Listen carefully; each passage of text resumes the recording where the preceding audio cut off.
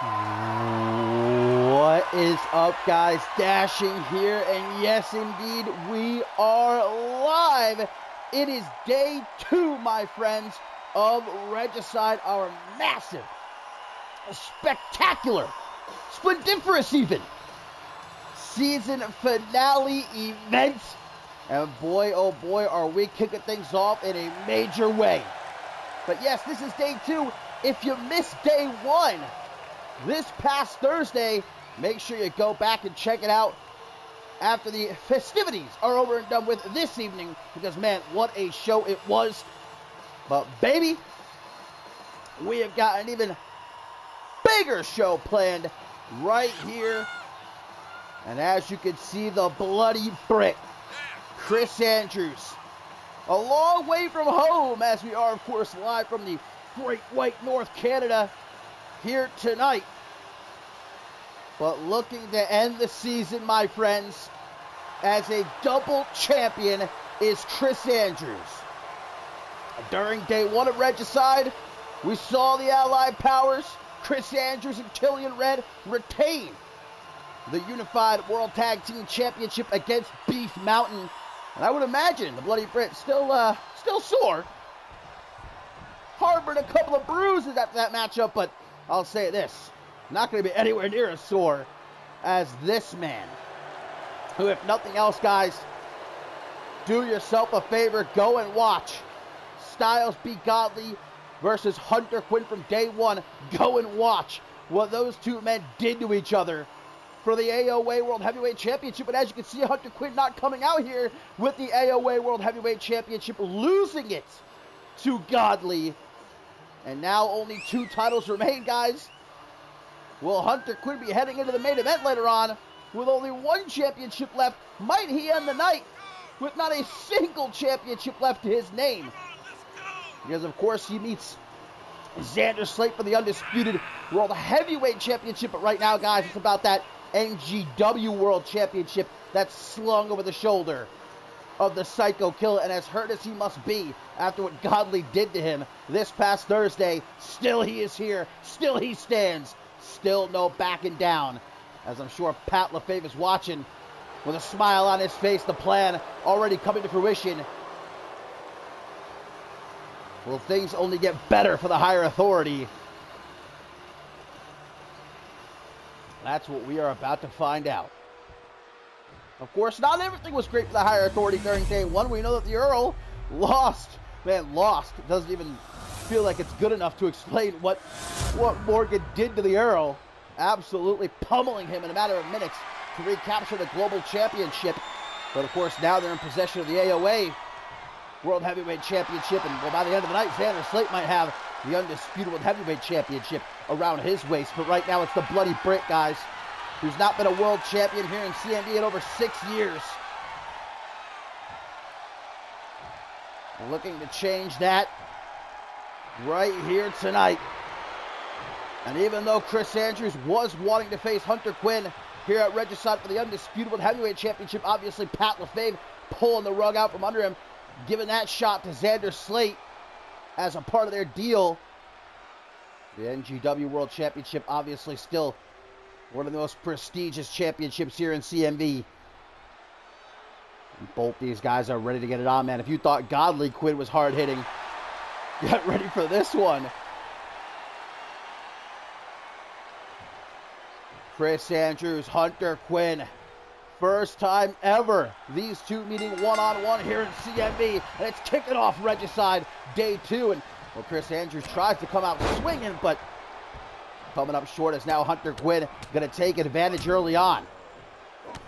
And coming up this evening, my friends, we of course have got that big-time 20-man over-the-top rope battle royal, the ironclad battle royal. We've got the ultimate submission match as one last time Anthony Martin and Brandon Ace collide for the Intercontinental Championship. We know here tonight, Riley Van Wilson gets her shot at Maggie Shaw. The Women's World Championship going down the line, guys, and it's going to be no holds barred. And of course, in our main event, Hunter Quinn defends the Undisputed World Heavyweight Championship against Xander Slate, but will Hunter Quinn be able to walk into that matchup after Chris Andrews is done with him here. Chris Andrews, a former undisputed world heavyweight champion, a former Alpha World champion. Off the top! Chris Andrews will be the only man ever to hold the undisputed world heavyweight championship, the Alpha World championship, and then the NGW World championship should he be victorious here tonight. Might only be rivaled by George King at that point, who of course has held the undisputed world heavyweight championship, the unmatched world championship, the global championship, and held the NGW World Championship on numerous occasions. Here on the outside, always got to keep in mind, Hunter Quinn, the champion here, he has the advantage where if this match ends by count out or disqualification, he retains either way. Britt's got to pin or submit him in the ring to leave here tonight as NGW champion, as a double champion once again, and his CMV career big time fisherman suplex by the champ. But Hunter Quinn is prideful. He's not going to try to win like that. Look, he had the opportunity to against Godley this past Thursday, but he didn't take it. He fought to the bitter end, and it didn't work out so well for him. Couple of elbows to the side of the head. Welcome in all. Regicide Day 2, our season finale event. Kicking things off here with the NGW World Championship on the line. But remember, even though this event here does bring an end to the active season, we still do have one last event coming to you at the end of February. The Showdown. Xander Slate versus Jason Spade. And again, the question going to be, will Xander Slate walk into that matchup against Jason Spade as the undisputed heavyweight champion? We'll find out in our main event here, but right now we're looking to see if Hunter Quinn is going to lose yet another world championship. Will he go from 3-1? Might he go from 3 to none? Oh, beautiful! Spine buster off the fireman's carry into the pin, middle of the ring here, but a kick out by the Bloody Brick. I love that sign right there in the front row. I think it said, "I love bald people." Both these guys getting some love then from these fans here in attendance, from these Canucks. Hunter Quinn, kick to the knee, forearm smash, knife edge chop. Damn, he's going in right now. Bloody Brick might not have been ready for this. As he tries to crawl over to the ropes, picking himself up. You know, you got to look at Chris Andrews. Could have brought Killian Red out here, but decided to leave his tag team partner in the back, have a clean contest. I'm sure Hunter Quinn is at least thankful for that. Because, of course, you know, Bobby Lee Studd was a factor again and again this past Thursday, getting involved in the matchup. One of the reasons Hunter Quinn lost in the end. And spreading the legs. Hey, nobody spreads the legs of the Bloody Brick except Mrs. Bloody Brick. Come on now. Dreaded foot DDT right there. It is all Hunter Quinn at the moment. Chris Andrews managed to turn things around. Chris Andrews, like I said, a former undisputed world heavyweight champion. Oh! Former Alpha World champion. Who can forget Chris Andrews jumping off the top of the pod inside of the Elimination Chamber, eliminating El Guerrero Furioso to capture the Alpha World Championship. One of many, many career highlights for Chris Andrews. Oh, pinned right here by the challenger. One, only a 1 count though. Chris Andrews has guaranteed at this point that he will walk into the new season with the Unified World Tag Team Championship, but might he walk in as double champion from the top? Chris Andrews. Wow, what a clothesline. A good 10-foot drop right there. Oh, and of course, all things three is borrowing from his tag team partner, Killian Red here. Powerbomb Symphony by Chris Andrews, but once more, keep in mind the champion's advantage as the referee begins to count. But first goes Quinn into the table. Chris Andrews, who has headlined Ascendance in the past, has fought some of the absolute best of the best, has beaten the best of the best. But can he beat Hunter Quinn here tonight? Ooh, thrown shoulder first into the barricade. Well, he's going to get back into the ring. He doesn't want to risk this matchup ending by count out. And look at that. pointing the trigger, and Britt responding by flipping him the bird to the outside. These two just mean bugging each other. Ooh, now Hunter Quinn gets thrown shoulder first into the barricade. A little bit of tit-for-tat action there. Hunter Quinn trying to hype himself up. Big old clothesline as Britt comes to join him at ringside once again. And at last, maybe? Well, I thought Hunter Quinn was going to join him in the ring. Chris Andrews saying, get your ass in there. See, Bloody Britt knows he's got to pin or submit Hunter Quinn here to capture the NGW World Championship. Hunter Quinn loses this matchup, guys. He will be down to one championship. That's the Undisputed Heavyweight Championship. And that's what Pat LaFave wants. That's what the higher authority wants for Hunter Quinn to leave Regicide. Excuse me. To end this season without a championship to his name. Pat LaFave does not want Hunter Quinn representing his company. Oh, Britt's been busted open. I did not see when that happened. There's the Axe Bomber, though. Military press, you know what comes next. Britt has won matches with this. The big splash to the lower back. Might he win the NGW World Championship? One! Oh, but the champion with the wherewithal able to grab that bottom rope at the count of one and save himself. But I don't think he's out of the woods just yet. Shades of the British Bulldog with the running power slam. And it might be all over for Hunter Quinn's soul. You beauty, 22 months. 22 months of love and 22 months of kisses for you. And with the blood dripping down his face here, man, Chris Andrews is going hard. You might even say in the paint as he delivers his wicked knees to the side of the head.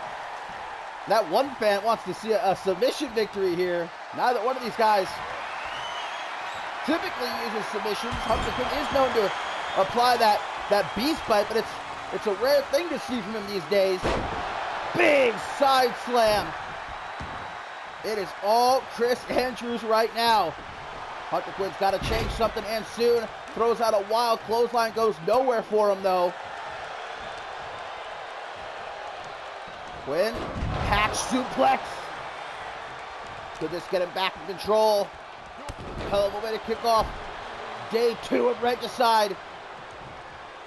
At least Hunter Quinn, no matter the result here, he can head to the back and rest. Won't have to compete again until the main event. He'll have at least a good hour or so. But he's not thinking about that right now. He's thinking about what's in front of him. And what's in front of him is Chris Andrews. German suplex, drops him on his neck. No, not again. Another running power slam. This can't keep up, man. Hunter Quinn, he's got to do something. When Andrews gets going like this, he's pretty much impossible to stop. Oh my God, some more knees right to the temple. Devastating. It might be academic at this point. Cheeky jab thrown out. Hunter Quinn says, get that shit out of here. Eats the knee, and revenge out of nowhere. One, but another rope break. The champion hangs in there. Britt can't believe it. He's pissed. But Britt, keep it on him. Like peanut butter on jelly, baby. Or what do the Brits eat? I don't know, like a sausage in a roll, if you will. Now exchanging fisticuffs here. Into the full mount. Hunter Quinn, he's woken back up. Open palm strikes. Hunter Quinn, wait a minute. Trying to drag Britt away from the ropes. Might he be looking to lock in the beast bite? Give that one fan what he wants. No! Fairy tale ending! Into the pin to retain. 1, 2. Oh! But it'll take more than that, much to the chagrin of the hellhound. He thought he had it. Now going to target that cut across the forehead of the Bloody Britt, making him live up to his name here. Double boot stop to the extended arm. Very much back and forth here between these two, with the NGW World Championship up for grabs. Hunter Quinn, Tiger Driver! Britt is now the one in a world of trouble. Kick right upside the head. No, Britt was able to get out of the way. Breaks his back. Enzu Lariat takes him down, and just like that, Chris Andrews with a spinning power slam right in the middle of the ring. New champion. 1, 2, no. So close you can taste it, but the Brit's not done. He's lining up his shot, and you know what he's looking for. No, he's going for the cliffhanger. Hunter Quinn able to see it coming. Must have eyes in the back of his head, but unable to capitalize on the reversal. Chris Andrews taking him down. Kick to the midsection by the champion. Irish whip, gonna throw him into the corner, full steam ahead with the clothesline. All the way across the ring. Soccer ball kick, man. Hunter Quinn throwing absolutely everything at Chris Andrews here in an attempt to keep him down. Britt's still not out of this fight just yet. What is this? This ya punch ya! Jaw might be hanging on by a thread, but Hunter Quinn still fights, baby. Back and forth here between these two. Into the corner, Britt takes a look. Shoulder thrust, popping him overhead with the belly to belly. Clean elbow. But Hunter Quinn snaps right back at him, wrenching that arm. He's been targeting that arm quite a bit throughout this match. Maybe trying to soften Britt up for the beast bite from the top. Now it's Quinn's time to fly. What a clothesline. And once again here at ringside, knee right to the side of the head, man. This is starting to rival Godley versus Quinn from day one, man. Hunter Quinn just looking to steal the show. Oh, ribs first into the steel steps. And Britt now going to mount Hunter Quinn, delivering some of those lethal blows he is known for. Blood starting to cover the entire face of Chris Andrews at this point, but neither man is giving up the fight. We're at the count of 6. Of course, they have until 20 to get back into the ring. If they don't, Hunter Quinn will retain his NGW World Championship here. At the count of 7, awesome headbutts. Quinn just throwing Britt off to the side. He's going to get back into the ring and going to mock Chris Andrews, saying, "Come on then. Is that all you got?" But you can be damn sure Britt's got a little something else for him. No clean ring entry though. Oh, he stomped on his foot into a DDT. And now Hunter Quinn in the full mount, delivering some punches. Hunter Quinn, he's looking to lock it in. Beast bite, locked in. Andrews reverses, knee to the side of the head, but Hunter Quinn dropping him face first on that top turnbuckle. A quick, desperate pin. 1, 2, 3, and it's enough. Hunter Quinn with some quick thinking and is able to but barely retain the NGW World Championship against a game Bloody Britt. So if nothing else, Hunter Quinn will be going into the new season as NGW World Champion, but his night is not over, guys. He still must defend the undisputed World Heavyweight Championship against a fresh Xander Slate later on tonight. And you know Xander Slate was watching this matchup, licking his lips. Hunter Quinn getting himself a little bit of a blood sacrifice, if you will. Can Hunter Quinn do it? He's 1 for 1. Does he have what it takes, though? Does he have enough left in the tank to defeat Xander Slate later tonight?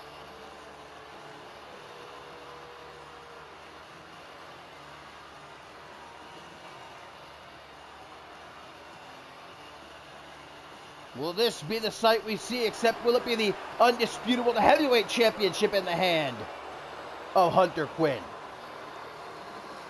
And as we get ready, my friends, for the Octane Tag Team Championship matchup, let's take a look at what transpired on the Regicide Day 2 pre-show when the Mystery Man at last unmasked.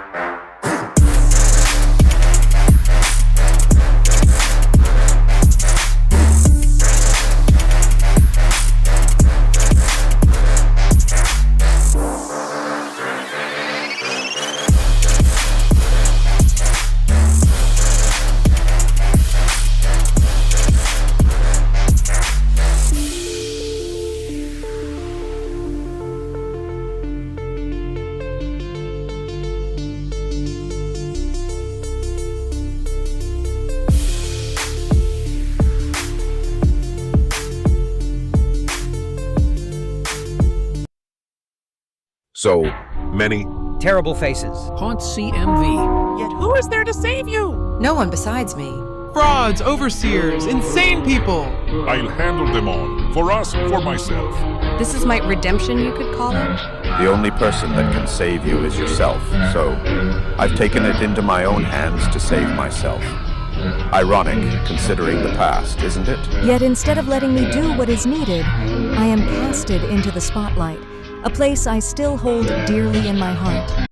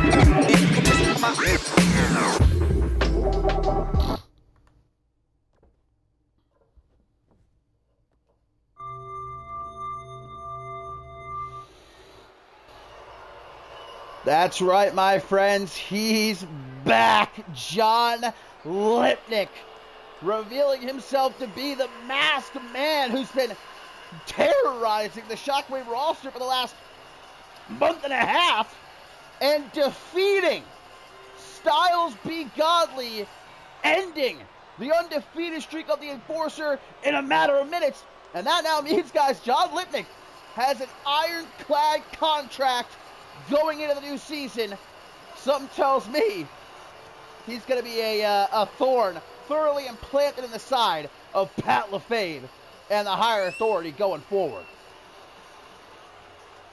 But right now it's about the Octane Tag Team Championship. In a matchup that was supposed to happen a couple of months ago. Hellfire versus Amity. Extreme Rules match. Remember, that matchup never happened because Max Cutter so viciously took out Toyota Camry and JT Moss. Well, all these months later, and the showdown at long last gonna go down here at Regicide. It's 2 out of 3 falls. Anything goes. Who is gonna head into the new season with the Octane Tag Team Championship gold? And Toyota Camry, guys, is lucky to even be in this matchup because Max Cutter was looking to perhaps permanently put him on the injured list, wrap that steel chair around the neck of Toyota Camry, but was saved in the very last second by the rest of Amity. And now looking to come and get him some alongside B-Man here at Regicide. It's already been a great start to Regicide for Amity. We saw Tracy James capture the Rite of Passage Championship on day 1. Might Amity walk into the new season covered in championship gold? We're about to find out right now. Max Cutter has always been an intense individual, but his intensity has been ramped up these last couple of weeks. And he vows that not only will Hellfire finally capture the Octane Tag Team Championship here tonight, but he will make good on his promise to end the career of Toyota Camry. And again, this is 2 out of 3 falls. Tornado Tag Team rules in effect, and it is Extreme Rules. That means obviously no countouts, no disqualifications. You gotta pin or submit your opponent in the ring. The first team to do so twice. Leaving Regicide with the Octane Tag Team Championship. And you know that JT Moss, Tracy James, the Amelia and Pratt attack in the back, watching, cheering on their friends. But will it be enough? I don't think you could find a more oddball pairing just looking at these two side by side. A former pro boxer and a B-man.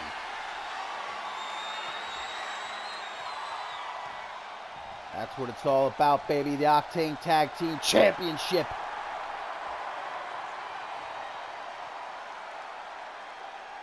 Hellfire. Amity. Time to get it on. And right after each other. No feeling out process. These two teams know each other extraordinarily well at this point. Know each other more than they would like to. I still don't really know how Toyota Camry is clear to compete while wearing that neck brace, but I guess from what I heard, he just wasn't willing to take no for an answer. The doctors pleaded with him and said, come on now. But Toyota Camry said, I'm getting in that ring at Regicide.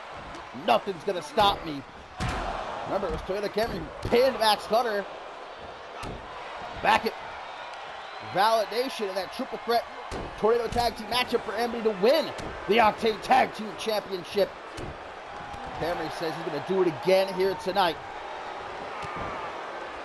And once more, there are no countouts as you see David Pope and B-Man brawling here next to the announce table. This is Extreme Rules. Coming up next after this, guys, we got that big time 20-man over-the-top rope battle royal where the winner will secure themselves an ironclad contract on the show of their choice and a mid-card championship opportunity going into the new season. I think, wait a minute, yeah, that's a hockey stick. B-Man has brought out the hockey stick. We are in Canada. You got to pander a little bit. He's beating the hell out of David Pope with him, but Pope going to fight back now.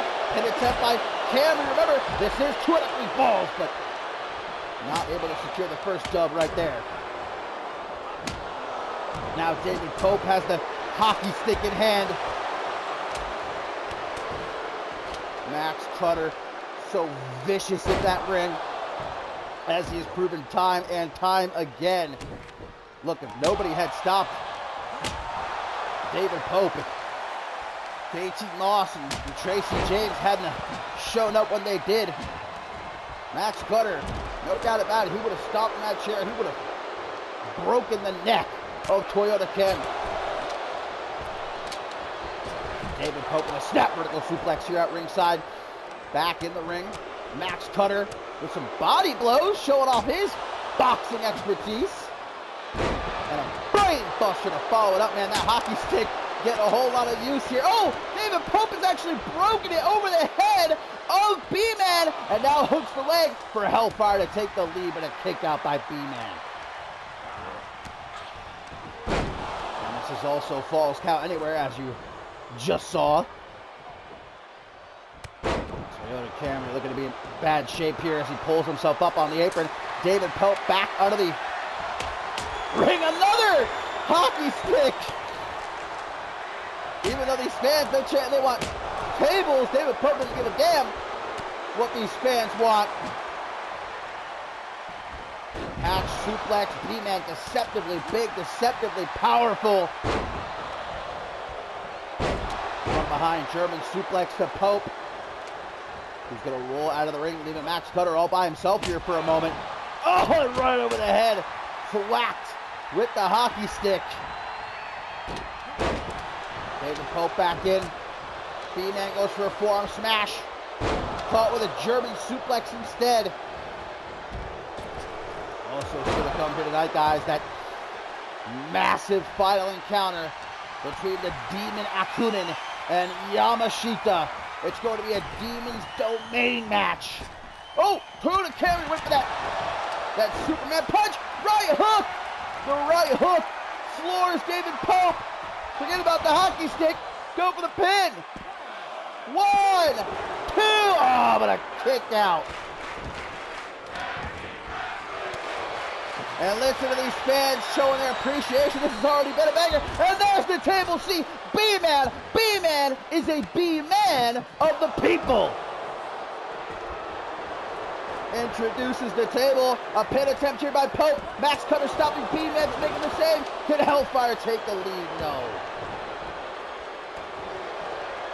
If you're talking about the NGW World Championship, that was retained by Hunter Quinn. Wait a minute, in the ring. B-Man's caught. Rear naked choke, but Camry in to make the save at the very last second there.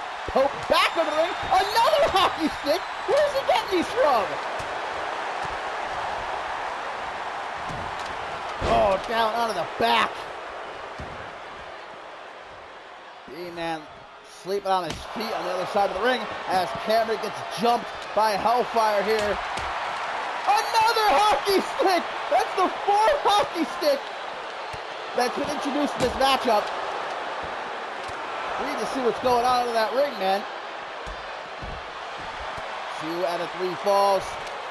Extreme Rules matchup. Neither team has scored a fall yet. Oh, brain buster right down onto the floor. Might as well be the concrete floor. Those pads offering very little support for these superstars. Beautiful pop-up cutter, and Camry landing face first on the hockey stick. Uh-oh, Cutter gonna twist the neck of Toyota Camry with that Dragon Sleeper. But B-Man with the save. Gotta imagine Camry was getting ready to tap out there. He can't last in a hold like that for long. Thrown into the announce table. Now the pin attempt. 1, 2. Luckily able to kick out. B-Man a bit slow there. B-Man looking to unsheath the Stinger. Double pin by Amity. 1, 2, but a double kick out by Hellfire. Hockey sticks all over the place. Oh my God! David Pope getting lit up. They're treating him like the puck.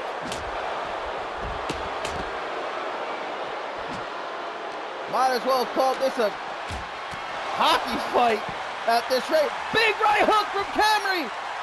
Right hook to the jaw. Max Cutter kept away. 1, 2. Oh, wow. How did Pope just kick out? Someone get these hockey sticks out of here. Littering the ringside area. B-Man. Oh, a suplex cutter from David Pope to Toyota Camry. Max Cutter has been laid out cold. Neither team has gained a fall yet. Camry. Oh, what's it? Buzzkill! Buzzkill! Oh, but Pope able to get out of it. Keep your eyes on Max Cutter. Stabbing close to the midsection of the former pro boxer. And trying to take his head off with that clothesline. David Pope, double cross!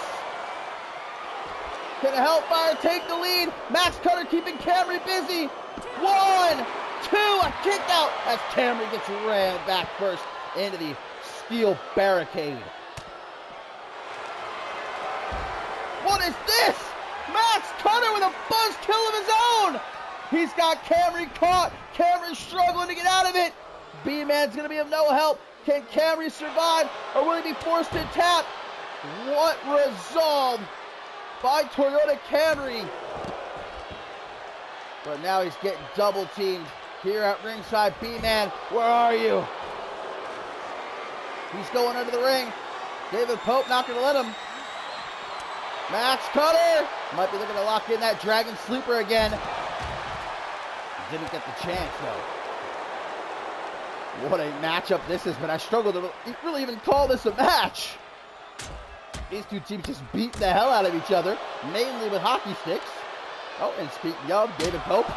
Oh, right to the side of Toyota Camry. Over the head now. And again gonna shatter the hockey stick into pieces and bust Camry open. That apparently just woke Camry up.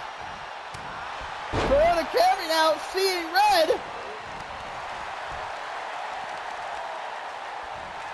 B-Man keeping on top of Max Cutter. Oh, Camry with a discus punch off the fireman's carry. And he ain't gonna stop there as he throws David Pope back into the ring. Max Cutter with a clothesline to B-Man. Camry just absolutely going to town on David Pope. Again, don't forget, 2 out of 3 falls matchup here. Neither team has gained a fall yet. That might be about to change right now. 1, 2. No. How close is that? Max Cutter cannot believe it. Back in the ring, David Pope. Oh, Cutter just hit the swinging reverse STO, and that's going to be a pin. Hellfire take the lead. But Toyota Camry might be about to immediately even things up. Right hook to knock out Pope. Ref, what are you doing? 1, 2, 3, but it's still enough just like that. Things are all tied up 1-1. The next team to gain a fall leaves Regicide with the Octane Tag Team titles. A ladder has been brought out right into the face of Max Cutter. The Stinger onto the ladder. 1, 2. Kick out, but a pin here by Camry, and Camry gets the job done. Amity are still the Octane Tag Team champions. And look at the flurry of blows That's what did David Pope in. Max Cutter scored the fall. Toyota Camry responded by almost immediately scoring one to tie things up. And friendship indeed wins again.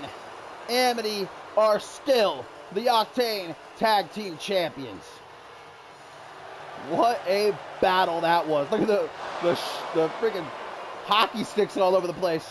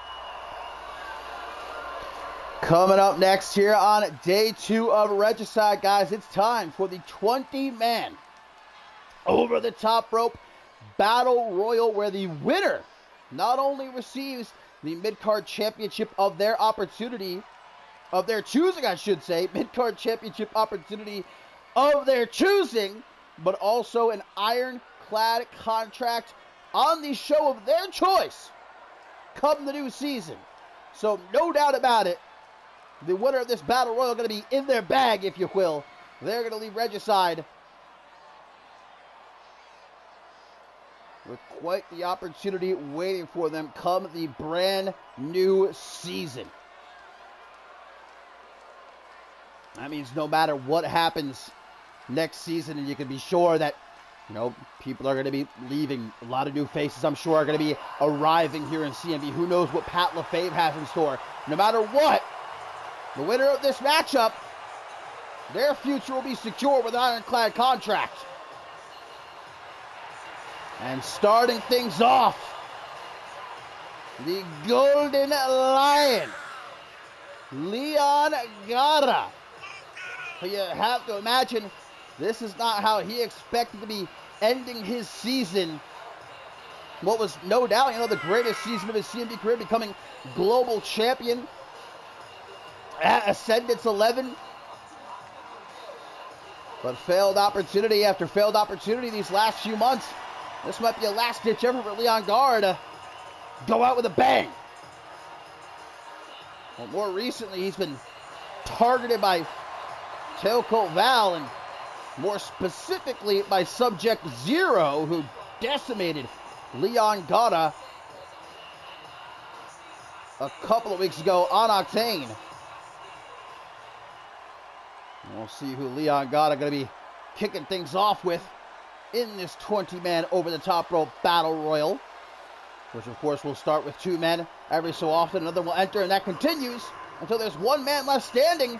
You can be eliminated by getting tossed over the top rope. Both your feet gotta hit the floor, and this could be no coincidence. Come on now. Leon Gara and Subject Zero gonna get things underway here in the Ironclad Battle Royal. We know the power that Tailcoat Val has here in CMV, and I'm sure she must have pulled some strings to make sure that this happened. Leon Gara almost sweating bullets over here for good reason. Last time these two were face-to-face, Subject Zero made quick work of Leon Gata and then brutally attacked him after the matchup. The prized puppet of Chael Val's arsenal.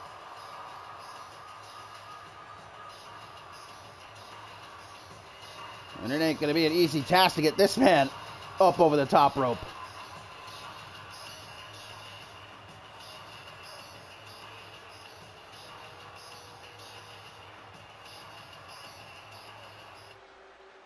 As if things weren't bad for Leon Gata here, having to enter at number 1. But look at that, he comes out ready to get to brass tacks, man. No backing down here, but that was a momentary little fizzle. Zero quickly takes control, and again, there's no pins, no submissions here. You got to eliminate someone by throwing over the top rope. Zero might be looking to take Gata out of here real quick. But a nice dodge there by the Golden Lion.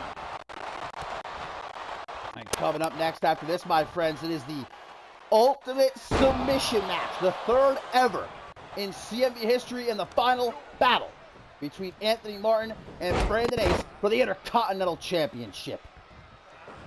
Very much looking forward to that matchup. Love me a good ultimate submission match, baby. But here we go. Who's going to be entering at number 3? As we get a tweet, guys, from Amelia Jones. She says, Amity rules, Hellfire sucks. Let's go. Let's go indeed. And here comes number 3 of the people. It's Ted. The former global champion rushing in. And well, you want to talk about things not going so well. The last couple of months have certainly not been going very good for the Ted after his great return earlier this season. Went on a bit of a rampage, taking out Bob Luger, taking out Xander Slate, but he's cooled off. This is his chance to perhaps heat up once again. And he's already been busted open, which can't be a good sign. And he might be about to be taken out right away by Leon Gata. Zero certainly isn't going to help him. Subject Zero just waiting for an opportunity to get hands on Gata again. As number 4 about to enter here, the Ironclad Battle Royal. And it's one half of the Cold Stones Creamery. The big man himself, Aaron Stone. And taking the head off of Leon Gata right away. I'm a big fan of the Cold Stones Creamery. They've had a pretty great season, coming up in NGW. And once they made it to Octane, battling the Prestige multiple times for the Octane Tag Team titles, they can never get the job done, unfortunately. But perhaps one of them could secure not only a mid-card championship opportunity, and there goes the Ted! Immediately taken out by Aaron Stone. And this season going to end on a sour note for the Ted. I don't know what Ted has to do, but he needs to go back to the drawing board and figure some things out before the new season begins. Gorgeous gory bomb right there, by the way, from Leon Gata. As here comes number 5 of Resurgence. The former undisputed heavyweight champion, Andrew Briggs, enters. Of course, later on tonight, we're going to see Blake Virtue one-on-one with Chris Diamond, if that doesn't steal the show. I'll bet my bottom dollar it does. This is for not only a mid-card championship opportunity of the winner's choice, but they also are going to receive an ironclad contract for the show of their choice next season. Whirly Bird Heads is there by Leon Gata. He and Subject Zero, of course, kicking things off in this battle royal. Oh, and there goes Aaron Stone, eliminated by Gata. The protein-packed powerhouse caught off guard. Well, the night's not over for the Cold Stones Creamery. Justice Stone, I know for a fact, is in this matchup. Oh, Well, speaking of, here comes the other half of the Cold Stone's Creamer. Going to say what up to his tag team partner as he enters the ring. The Ice Cream Man with that Tanahashi clothesline goes right for Gata. We're going to get some payback for Aaron. Sub-Zero. I don't even know what the fuck to call that. But it was certainly effective. Andrew Briggs taken out for a moment. But look at the veteran, man. That's how smart Andrew Briggs is. Immediately rolls under the bottom rope because you got to be tossed over the top rope in order to be eliminated. Oh, the golden spike! The golden spike to the massive Sub-Zero. Got no chance to try to go for the elimination, though. Pounced on by Justice Stone.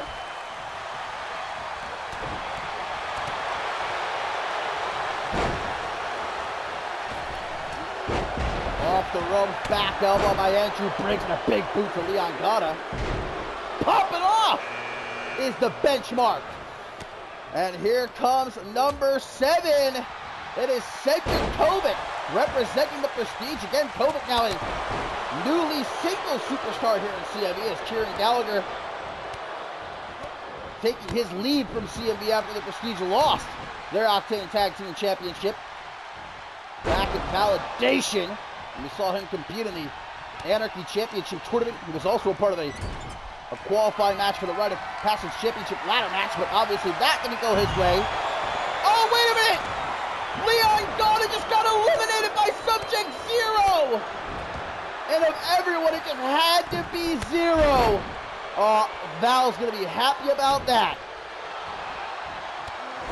Leon Gata sent packing by Sub-Zero. Why exactly does Val have an interest in Leon Gata? Your guess is as good as mine, but Sub-Zero continuing to get the better of him. And out next at number 8, guys, it's going to be the Spirit Walker. Nick Avery, who also had a chance to qualify for the Rite of Passage Championship ladder match, but was defeated by Rafael Hernandez.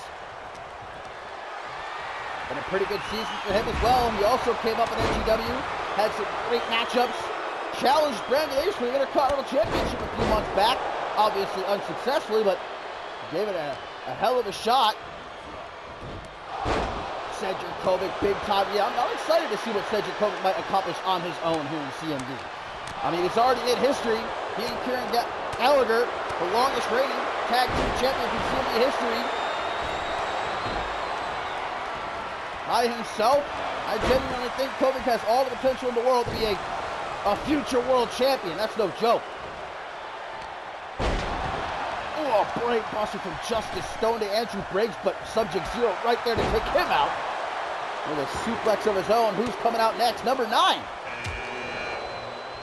It is Amare Rivers. So now the Arsenal of Tailcoat Val guy is going to have the numbers advantage. Amare Rivers joining Sub-Zero, who might be about to eliminate Justice Stone. Justice Stone able to hang in there, but he's not out of the woods just yet. Amare Rivers looking to impress Tailcoat Val. Obviously, she's not been very happy with him, threatening him even to get to Isabella Almas, but that obviously paid off. Almas has been on another level as of late. But Amare Rivers finally win himself a big matchup. The ring's starting to fill up now. As coming out next will be number 10. We'll be halfway through this ironclad battle royal, where again the winner earning a mid-card championship opportunity and an ironclad contract for the show of their choice next season, Shockwave or Octane. They won't have to worry about the draft. They won't have to worry about anything that happens. With Pat LaFave in charge, who knows what the hell next season is going to bring. But their future will be secured. And here comes number 10. It is J.B. Hayes, baby. The former NGW World Champion.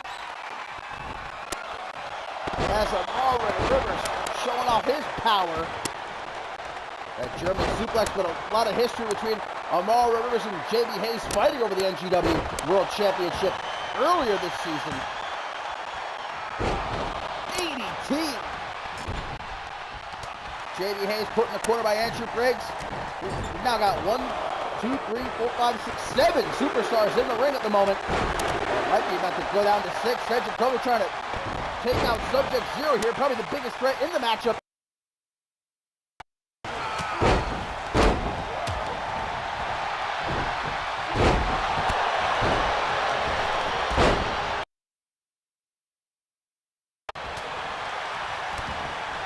Check, check, check. Is that better?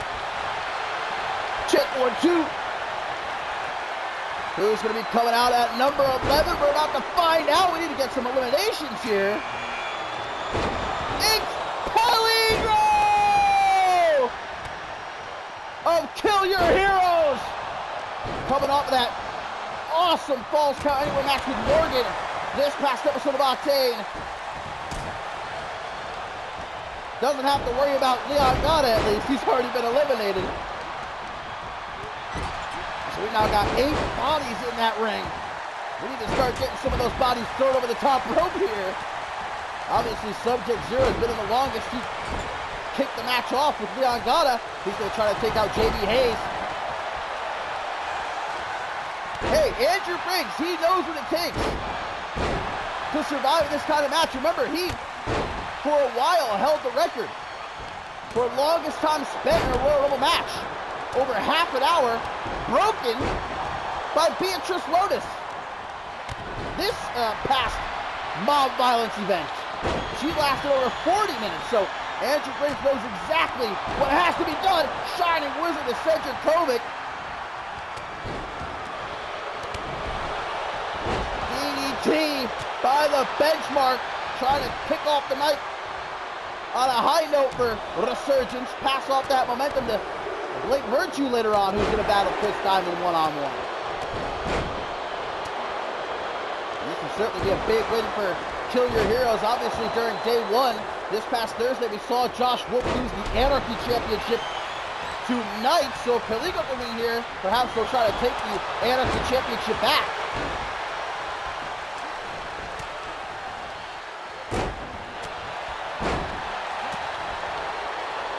Full red, you can see how badly each and every one of these superstars will want to win this matchup. It's a last opportunity for these men to end the season on a high note and to secure their future.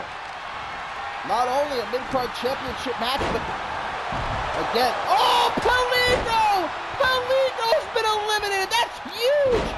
And taken out by Justice Stone, guys. That is a massive elimination right there. Peligro, I would imagine he had to be the favorite for a lot in this matchup.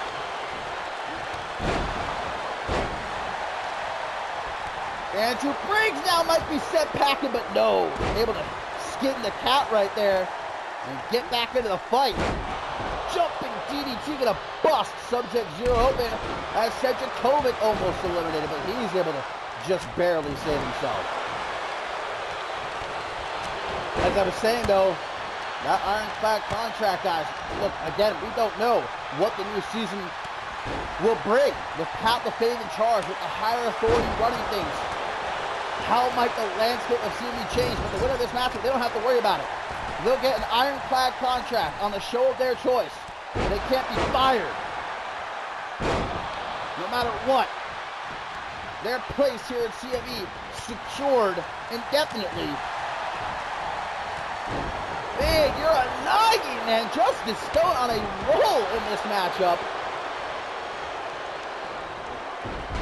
How about the power of JB Hayes, though? Who, let's be honest, right? Can we be honest? JB Hayes has had a little bit of a fall off, man. Oh, well, this is a man he knows very well. And Nick Avery coming up in NGW together, but saves himself, does the Spirit Walker. You know, JB Hayes came into the season red hot, undefeated for the longest time, became NGW champion, beat Paul Divide in a segments 11, but these last couple months they've not been too kind to JB Hayes, and he would like to turn things around here. His last chance to do so in this ironclad battle royal. Who is coming out next? Number 12, I believe. Yes, indeed, it is Fidel de la Rosa. Former Internet Champion, former Unified World Tag Team Champion, a former Anarchy champion and Intercontinental champion. De La Rosa not want to be taken lightly. All right, going for a choke slam. He's trying to use Kobe. Keeping him at bay though, and now going for that massive sit-out last ride power bomb. As Justice Stone might be looking for another elimination. Yes, he is. Tosses out Nick Avery. That is 2 eliminations now for the Ice Cream Man. Rivers going to be completely out of it right now, struggling to get to his feet. Did you see that pop-up single knee backbreaker? That is why JB Hayes is well and truly one of a kind here in CMV. Hey, leg kick to Subject Zero. Subject Zero has been in there for a minute and a half at this point. Amare Rivers going to eliminate Justice Stone. No time to celebrate though. Hayes from behind. A great run by Justice Stone in this matchup though. Subject Zero Dominator to De La Rosa. As again, Andrew Briggs. The wherewithal, the veteran instinct. Doing whatever it takes to survive in this matchup. Big boot from Amare Rivers there to JB Hayes. Didn't see that coming.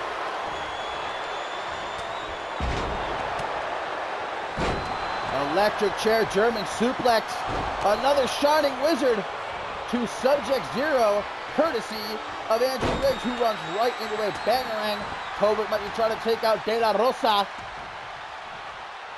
Keeps himself in. Rivers laying him out with that cross-legged fisherman buster. Also a whole lot of history between Amare Rivers and De La Rosa, who gets spiked with that jumping complete shot.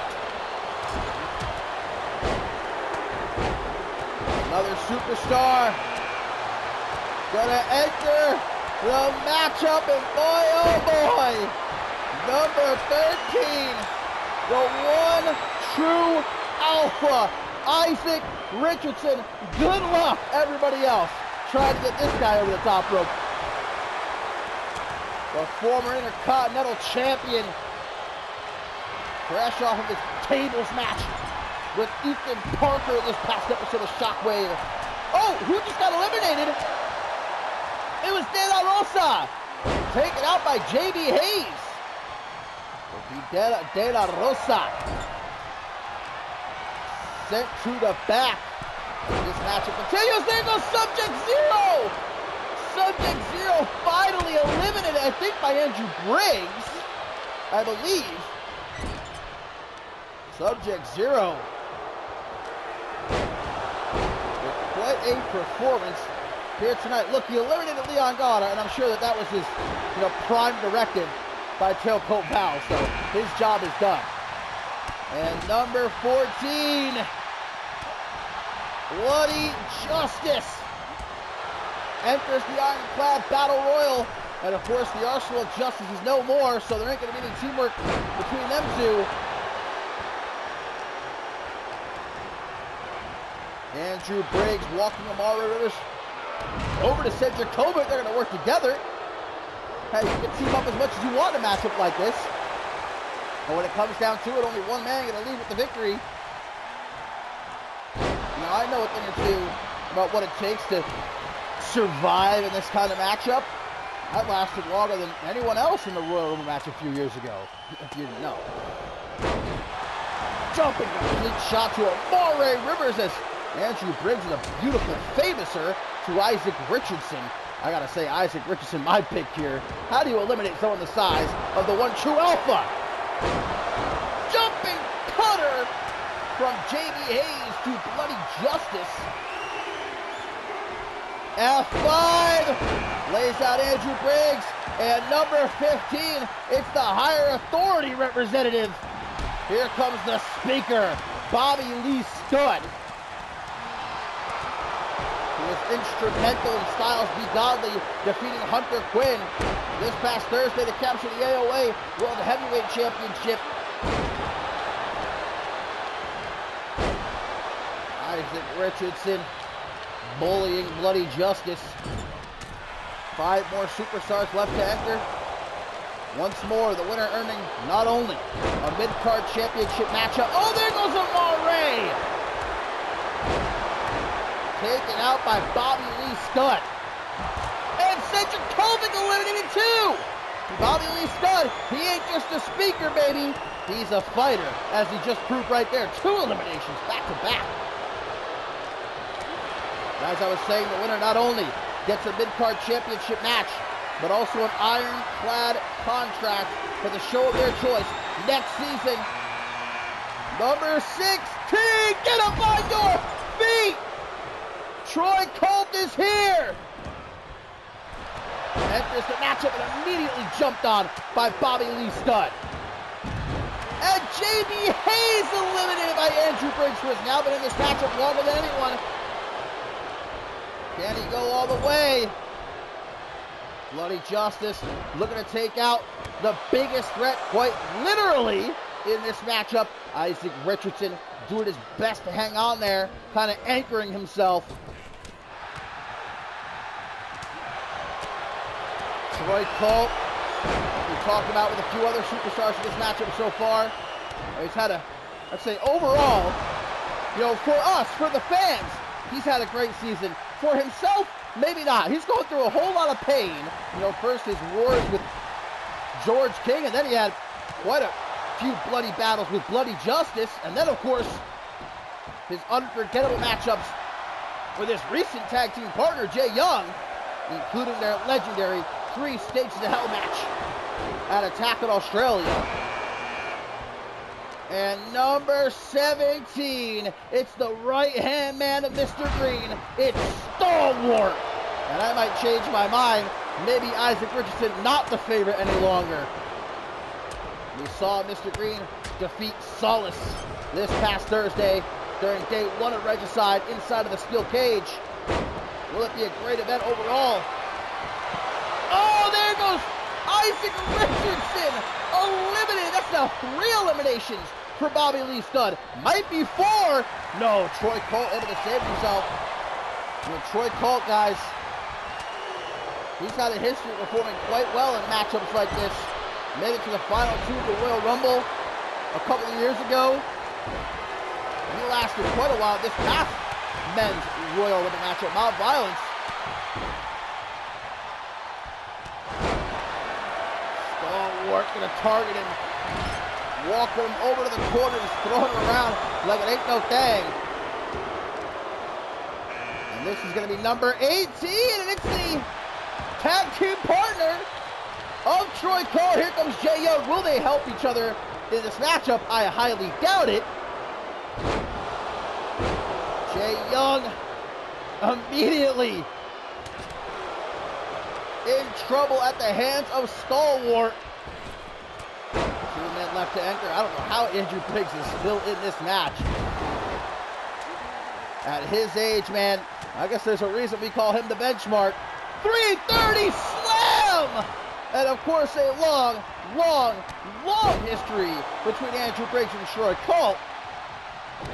Troy Colt picked up his first ever special event win against Andrew Briggs.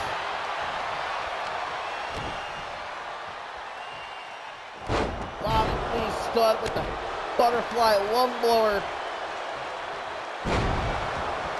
Studd is impressing me. Look, I'm not just trying to suck up to the higher authority here. He is genuinely impressing me in this matchup. And who's going to be number 19? Oh, it is the protege of Chris Diamond, who I'm sure is going to make a beeline for Andrew Briggs. Here comes Leon Valente. Yeah, later on. Late Virtue of Resurgence one-on-one with Chris Diamond. I'm going to be surprised if we see both Briggs and Valente ringside for that matchup, but Briggs, I think his time might be about to come at last. He's trying to hang on, man.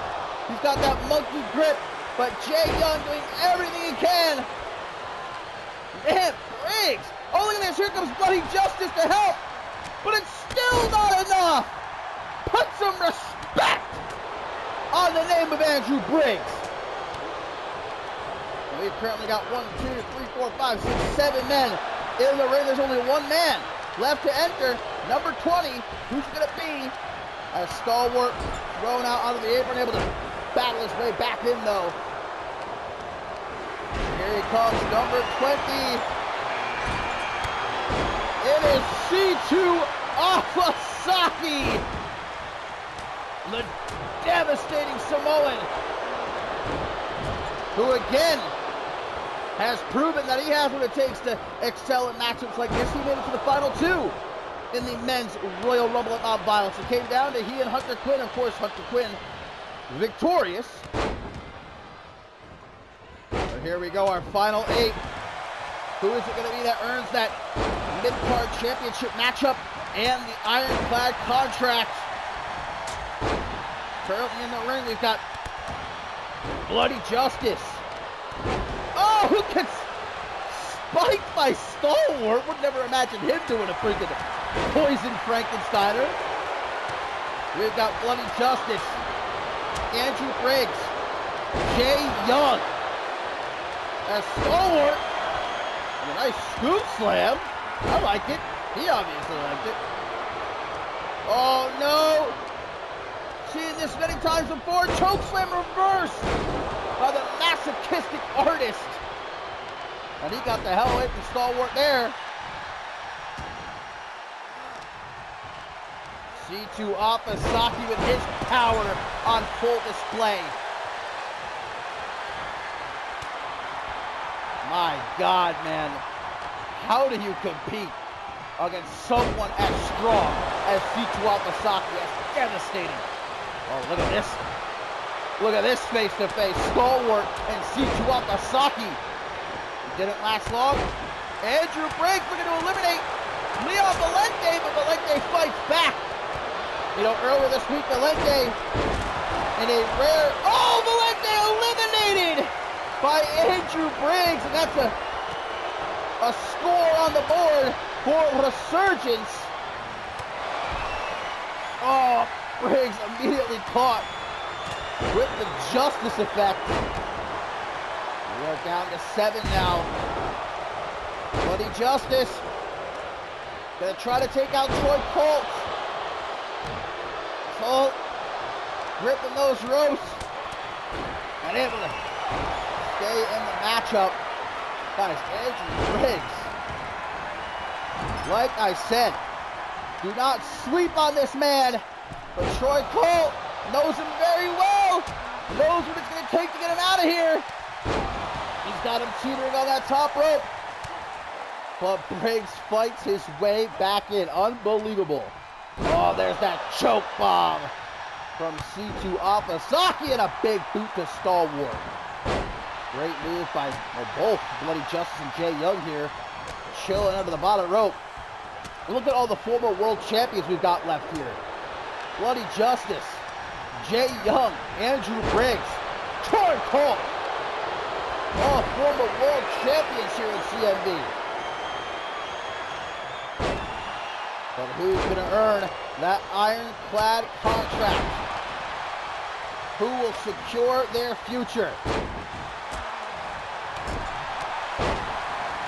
Big boot from Bloody Justice. She's about taking the head off of Troy Colt. My God. Trying for the go-home driver. Shades of his sister Joy, but Troy Colt able to reverse it into a DDT. Jay Young, meanwhile, just running the ropes here, keeping his stamina in check. 330 slam to Bloody Justice.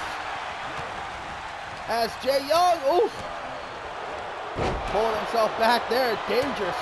A 330 slam to Bobby Lee Stud. Handed him out like candy on Halloween. And a gorgeous sit-out powerbomb for Andrew Briggs. Jay Young with a spinning European uppercut to chop down the massive Stalwart. 7 men left here in the Ironclad Battle Royal. Jay Young going up the bottom rope. That very dangerous tactic in a matchup like this. You could so easily slip and just tumble to the outside. Eliminate yourself. Andrew Briggs gonna try to take out Troy Colt. Troy Colt is gone! Troy Colt eliminated by Andrew Briggs. And there goes Bloody Justice taken out by C2 Alpasaki. And just like that, we're down to 5. Oh, Samoan Spike for the TV nightmare. We are left with Andrew Briggs, Jay Young, C2 Alpasaki, Stalwart, and Bobby Lee Stud.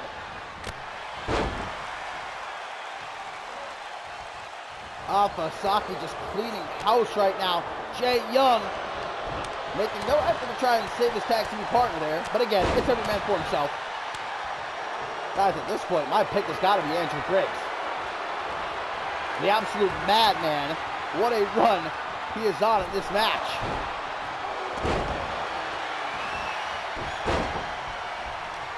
Bobby Lee Stud trying to crawl into the corner, resting up while he has the opportunity to do so. Alpasaki. Great reversal by Jay Young there into a DDT. Oh, Stalwart! Trying for a jackknife, but Stud able to reverse. Who's it going to be? Who's going to earn the mid-card championship match? The ironclad contract. Stalwart looking to drop that big, meaty leg. And follows it up with some absolutely devastating stomps as we see Alpasaki taking his time with Bobby Lee Stud here, relishing in that opportunity to cause pain, to cause agony. That's what Alpasaki loves more than anything else, getting into that ring and beating his opponents to a bloody pulp. Jay Young, it looked like he was about to try and eliminate Bobby Lee Stud. Skins the cat, gets back into the ring. 5 men left. Who will be the last one standing? We got ourselves a tweet here, guys, from Solace, who says, I tried my best, but as I said before, I underestimated Mr. Green. I just know that a new chapter has to be written, but not as the vigilante, but as the last hero. Indeed, Solace unmasking after his loss to Mr. Green this past Thursday inside of the steel cage. And oh, wait a minute! Bitter end! Bitter end to Andrew Briggs, just as Stalwart managed to save himself. Andrew Briggs might not know where he is right now, but at least he has enough left in the tank, has enough wherewithal to stay out of harm's way for a moment while he recuperates the best he can.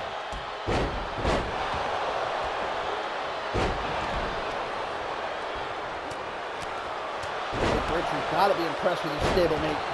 It'll be more impressive if Andrew Briggs actually manages to win the matchup, secure a mid-card championship opportunity for Resurgence.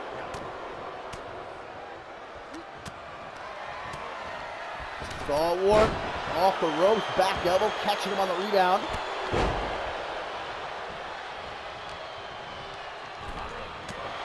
Bobby Lee Stud now put into the corner. Jay Young going to try to eliminate him. But the speaker, oh no, Andrew Briggs! How does he keep doing it? You love to see it. Now he's going to try to take out Alpasaki. Good luck with that. The military press drop into a European uppercut. Just a taste of the raw power possessed by C2 Alpasaki. Who now is going to try to eliminate Jay Young. Oh no! The masochistic artist sent packing! And Bobby Lee Stud eliminates Andrew Briggs! Can you believe it? Young and Briggs are gone! We're down to 3! C2 Alpasaki, Stalwart, and Bobby Lee Stud, the 3 big beefy boys! These hogs! Who's going to earn the mid-card championship match? Who's going to earn the ironclad contract? What a win it would be for either. Oh, look at this, man. Unbelievable. A big win it would be, though, for Mr. Green, for all the first class, or for the higher authority, but especially for C2 Afasaki. Oh no! The choke slam! Afasaki not used to being lifted up like that. He can lift me up like that if he wants to. Pat LaFave, you know, in his office right now watching. Wants Bobby Lee Stud winning this matchup. Doesn't want anybody else having that opportunity. You know, that ironclad contract prevents them from being fired, from being suspended, from anything. Their future is secure. Nothing Pat LaFave can do about it. DDT! Lays out stalwart. In comes Afasaki. Big clubbing blow to the back of the head. And of course, the Samoan spike. Stud is hurt, and Afasaki sending him out onto the apron. Stud able to hang on. Afasaki just staring him down. Stalwart says, hello, eliminate him. Stalwart gonna try to get the job done. But Stud fights his way back in. Afasaki. He does know you have to throw your opponent over the top rope to eliminate them, right? Did anybody tell Afasaki the rules? Did anyone make sure that he knew what was going on here? I mean, I wouldn't want to be the one to approach him and tell him anything, but... Oh, there's that choke bomb. Bobby Lee Stud letting his opponents beat the hell out of each other. Gets back into the fight with a super kick to the back of Afasaki's head. Stalwart manhandling the speaker, but Afasaki gonna toss him over the top. Oh, Stud, what are you doing? Chance to eliminate Stalwart there. Throws out a clothesline. Caught though. Maybe a pedal back with their attempt into the face instead by Bobby Lee Stud, who eats a forearm smash by C2 Afasaki. And Afasaki. What? Stud! You idiot! I shouldn't say that. I take that back immediately. Stud, you're not an idiot, you're a genius. I love the higher authority, please don't fire me. Afasaki might still have his chance here to eliminate Stalwart, and he does! Stalwart's gone! Stalwart's gone! And then there were two. Bobby Lee Stud of the higher authority, and C2 Afasaki, Stud running right into a spike! Samoan spike to the speaker. He ain't gonna be speaking anytime soon. And just like that, Afasaki looks to eliminate Bobby Lee Stud, and does! The Samoan C2 Afasaki, your winner! And now a mid-card championship opportunity waiting for him in the future, as well as an ironclad contract for the show of his choosing next season. And whichever show he decides to show up on, I'll just say good luck to that locker room.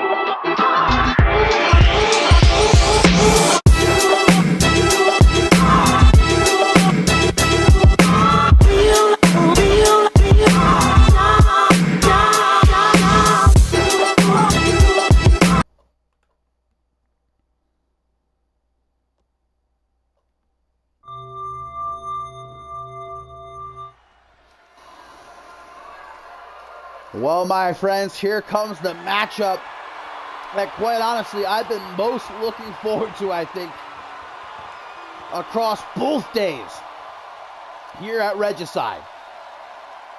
An ultimate submission match.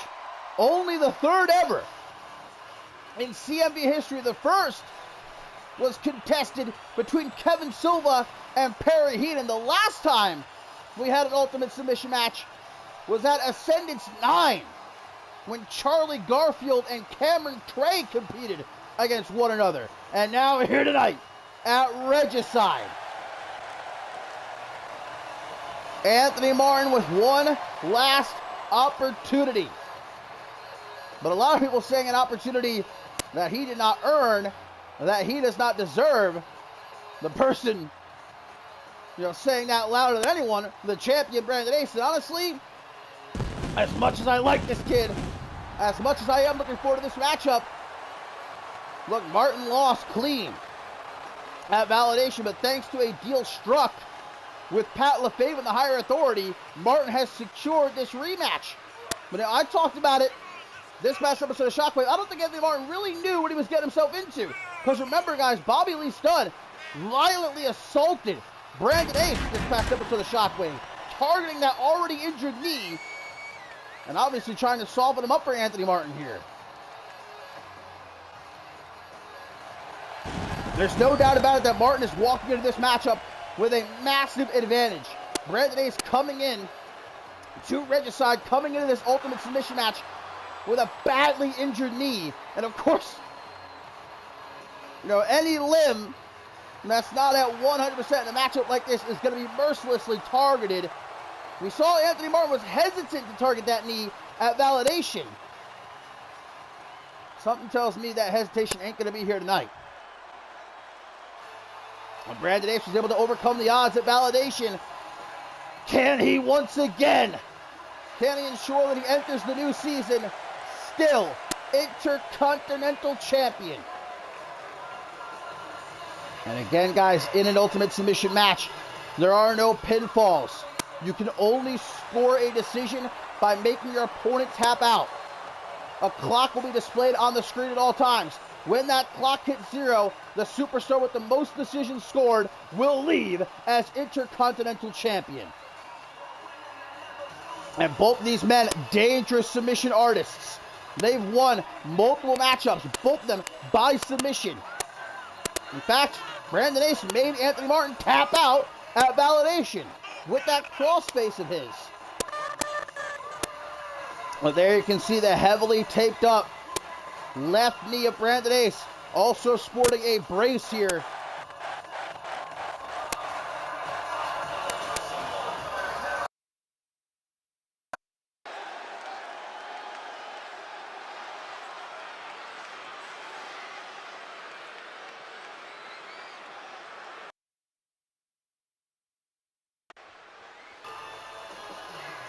Check, check, check. Clear.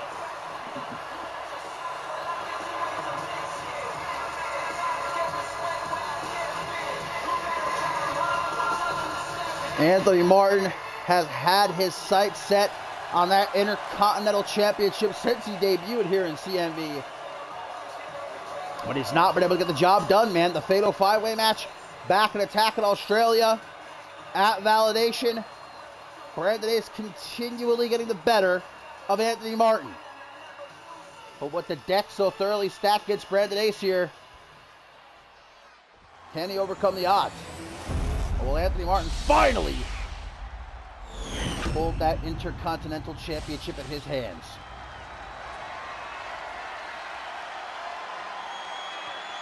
Ultimate submission match. If you are a fan of technical wrestling, make sure you don't go anywhere. Two of the absolute best on Shockwave here. We're going to prove exactly why that is. Why they are the best. And why one of them deserves to walk in a new season as Intercontinental Champion. Once more, there are no pins. You can only score a point by making your opponent submit. Whomever has the most points scored by the end of the time limit, leaves Regicide with the Intercontinental Championship. And the biggest question is, how long will it take Anthony Martin to target that badly injured knee? Let's find out, because it's time. A-Mart, Ace, 20 minutes on the clock, and here we go. When that clock strikes 0, who is going to have their hand raised? Who will be crowned Intercontinental Champion? And there you go, right away, tripping up Brandon Ace. He's got him in the crossface, a modified crossface, hoping to score the first fall very early on. Not even 20 seconds into the matchup. But Ace saying, not so fast. Oh, the super kick. Troy Colt-esque, busting Martin open. That's not a good sign. Not even 60 seconds into the matchup, Ace is already bleeding. Or I should say Ace making Anthony Martin bleed already.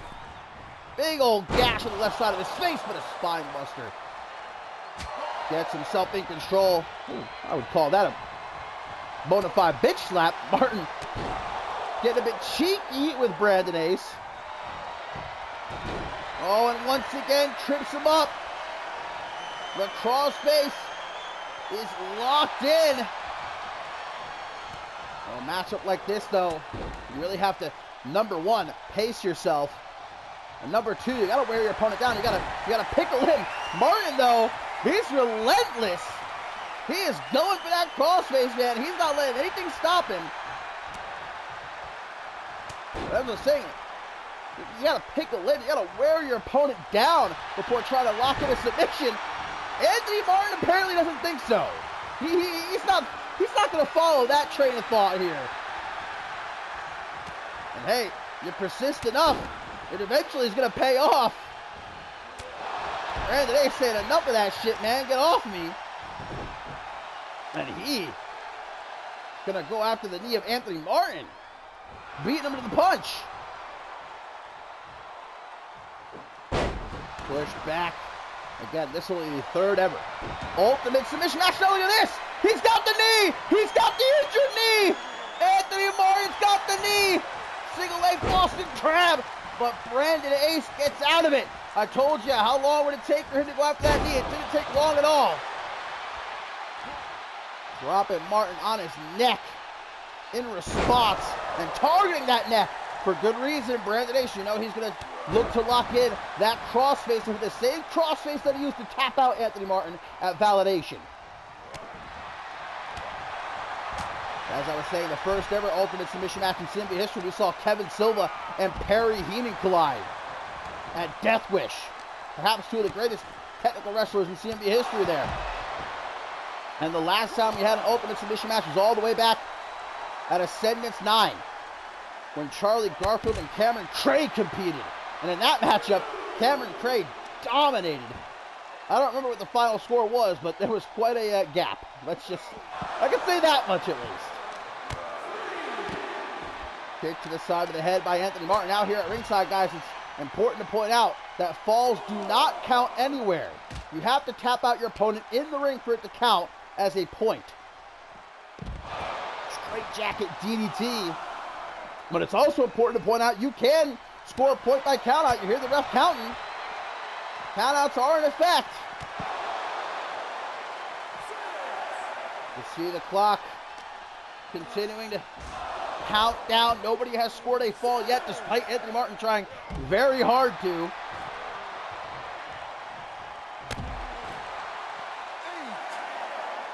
Count of 8. Starting to get into dangerous territory now, but Brandon Ace doesn't really seem to care all that much. Oh, air raid siren neck breaker right here in front of the announce table. And I can clearly see that cut alongside the left half of Anthony Martin's face. It looks like a deep gash. That's only going to get worse as the matchup continues. Back into the ring. Martin tries to go low. Brandon Ace won't let him. You know, as resilient as Ace is, he knows that if he lets Martin continually go after that knee, there's only so much he can do to fight back. And Brandon Ace lucky that he even got cleared for this match. Another spine buster by Anthony Martin. It's also another thing to point out, if this matchup ends via a draw, as in neither man scores a a point by the time the clock hits 0. Brandon Ace will retain. So Martin has to at least score 1 fall. Has to at least make Brandon Ace tap out once. And that's what he's looking to do here with Ace's own signature maneuver. The crossface is locked in. That's the move Martin tapped out to at validation. Will Ace be a victim of his own maneuver? No, able to get out of it. And a kick to the midsection. Responds in kind as Anthony Martin. And right back into it. Right back into the crossface. Ace is going to tap. No! Gets out of it again. Man, the heart of this kid. The unprettier match might be over if pinfalls were allowed, but no such luck for Brandon Ace, who instead... What the hell is... a glory bomb? What the hell is this? Some sort of modified lion tamer. I don't even begin to know what to call this, but it looks painful, and Martin is in serious trouble here. How the hell did he not tap out? Clothesline. And again, ducking Ace's clothesline, turns around, snap power slam. Anthony Martin. Peering through the blood in his eyes. Brandon Ace able to keep back. And I think he's going to try to lock in that modified lion tamer again. Yes, he is. Look how he hooks the arms. Hooking the arms through the legs. Anthony Martin, you madman. But right into the lapel lock. Lapel lock is cinched in. Martin's gonna tap. Martin's gotta tap. It's locked in so tight. But Martin struggling, fighting his way out. Unbelievable. Double arm DDT out of desperation by Martin. Hangman's neck breaker. Now it looks like he's starting to hone in on the head and neck of Brandon Ace. Nobody has scored a fall yet. As we are nearly halfway through this matchup for the Intercontinental Championship. Swinging neck breaker. Brandon Ace cannot allow this to continue. Look at Anthony Martin taking his time now. He's in the driver's seat. He's confident. Rapid kicks to the face. Uh-oh, guys. Martin gonna try to lock it in again. But Brandon Ace once more saying, get that shit out of here. Unprettier. Lifts him up. Says, how do you do? But Martin able to catch the kick. And another double underhook DDT. Now Brandon Ace busted open. And this has become a bloody affair. Ultimate submission match for the Intercontinental Championship. Martin cranking on the neck. And a wise move by Brandon Ace here again. This isn't false count anywhere. Brandon Ace, no! No rest for the wicked. Pounced on by Anthony Martin. And once more, if this match does end in a draw, Brandon Ace retains. Martin has to score at least 1 fall. There will be no denying who the better man is if Brandon Ace can leave. Here tonight, still the Intercontinental Champion against all the odds. How can you not respect Brandon Ace? How can you not call him one of the greatest Intercontinental Champions of all time? Count of 5. Martin not playing around. He gets back into the ring. Gonna reset the count. Spins him around. Dropping Ace on his head. On the floor, man. And back to work on the neck. At the same time, showing off a little bit. You know, it eats Martin up. It keeps him awake at night that he has not been able to defeat Brandon Ace, despite the multiple opportunities he's had here in CMV. Martin fancies himself to be one of the best in the new generation here in CMV, but he can't beat Brandon Ace, but maybe that'll change here tonight. The crossface is locked in, and Brandon Ace has no choice. Ace taps, and Anthony Martin takes the lead. It is now 1-0 in favor of Anthony Martin. But there is still plenty of time for the champion. There is still 10 minutes left. Plenty of time for him to even things up.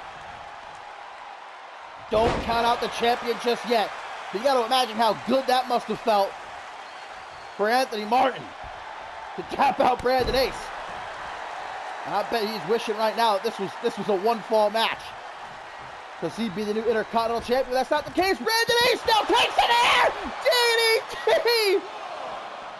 Holy shit! Martin, bloodied, trying to get a hold here on Brandon Ace. Anthony Martin is currently in the lead. It is 1-0. Koji clutch! But here at ringside, even if Martin does tap, it won't count. This isn't Falls Count Anywhere. Brandon Ace should be applying this in the ring. It's great to see a Koji clutch. Not a maneuver you see all that often. And Martin able to escape. And the damage done to his neck there, though, you can be sure. Takes the fight back into the ring. Brandon Ace! Looking to once again lock in that gory special submission. Look at this. Locking in this devastating submission maneuver, and Martin has to tap.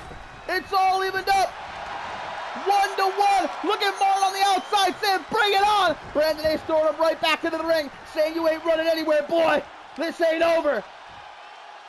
1-1 with 8 minutes and 15 seconds left on the clock. Still a whole lot of time and then some for Martin to take the lead again. If this ends in a draw, Brandon Ace retains the Intercontinental Championship. Drops him on his neck. Brandon Ace bleeding now. To the top. The champion. What does he stand up for here? Ah! Nothing but net. Martin straight back up. Both men throw it out. Attempted maneuvers, neither connecting. That's how well they know each other. Gives him the snake eyes. Is Brandon Ace him? He's looking to prove it here tonight at Regicide. Big boot from Anthony Martin. Looking to take the lead again. Crossface locked in. Will Ace tap again? Yes, he will. Ace has tapped a second time, and Anthony Martin now takes the lead once more, 2-1. But he's looking to better that lead. He's got the knee. He's got the bad knee. The bad knee is caught, and Ace taps again. He's got no choice. The pain is excruciating. And now, just like that, Anthony Martin is up 3-1. Back suplex. German suplex. Flips him around for the vertical. In an instant, you blink your eyes, and Anthony Martin is up 2 points. Now it's do or die for the champion, guys. He has got only 6 minutes and 20 seconds as he spikes Martin with a DDT off the apron. Guys, Brandon Ace now must score at least 2 falls. He must make Martin tap out twice in order to even things up again, or he will not leave here tonight with the Intercontinental Championship. Martin knew he had to come out here tonight and give it his all. More than that. And that's exactly what he has done. What a match it has been so far. Brandon Ace, you got to get him back into the ring, man. Martin, look at this, Martin. He's saying, come on. The in and out game. See, Anthony Martin, this is smart. He's trying to waste time, but didn't waste enough. Brandon Ace has locked it in yet again. Will Martin tap to it a second time? Yes, he will. And now it is 3-2. There's still a chance. I'd wager to say there's even still a big chance for Brandon Ace to walk out of here tonight. Walk out of Regicide. Leave Canada. Walk into the new season still Intercontinental Champion. No, not again. The crossface, and Ace has to tap. It is now 4-2. Just as Ace started to make a comeback, Anthony Martin shut that shit down real quick. Spikes him. Anthony Martin rolls out of the ring. He's just got to let the clock count down. Over the top of the forearm smash. All Martin has to do at this point, guys, is waste time. Let the clock count down. He is currently leading. It is 4-2. Don't count out Brandon Ace yet. With 4 minutes and 25 seconds left on the clock. Back in the ring. Creating some separation. Brandon Ace. Knee to the jaw. Spins around. Another poison Frankensteiner. Martin. Straight to the outside. Shaking it off. I don't know how you shake off a poisoned Frankensteiner. But there you go. Bloodied. Bruised. Drenched in sweat. You knew this was going to be a war. Satellite DDT from Ace. Unbelievable. Brandon Ace. He's not quitting. But Martin had it well scouted. That might have been a last-ditch effort, guys. That might have been all Brandon Ace had left. How is he still able to compete at this level? Bleeding. The injured knee. Oh, cranking the neck. Ace circling Anthony Martin. He's like that great white shark in the deep blue sea, man. No! The crossface! Once again gonna make Brandon Ace tap! And it is now 5-2, and at this point, is it academic, my friends? There's only 3 minutes left on the clock. Brandon Ace has to score 3 points in a row. Has to make Martin tap out 3 times in a row in order to leave here tonight. Still, the CMV Intercontinental Champion! Execution! Execution of the Educator! The Educator! In the middle of the ring, Martin has to tap. It's not over yet. 5-3. Catches the boot though. Forearm smash. Blows to the back of the head. Crossface locked in. And Ace taps every time he scores a point. Anthony Martin immediately scores one right after. Oh my God. Not the knee again. The knee once again caught with the single leg Boston Crab. Ace has to tap. This is hard to watch now. How is Brandon Ace even able to stand? Look at that. Martin throws him out of the ring. As much as I hate to say it, with Anthony Martin in the lead, guys, 7-3, and only a minute and 35 seconds left.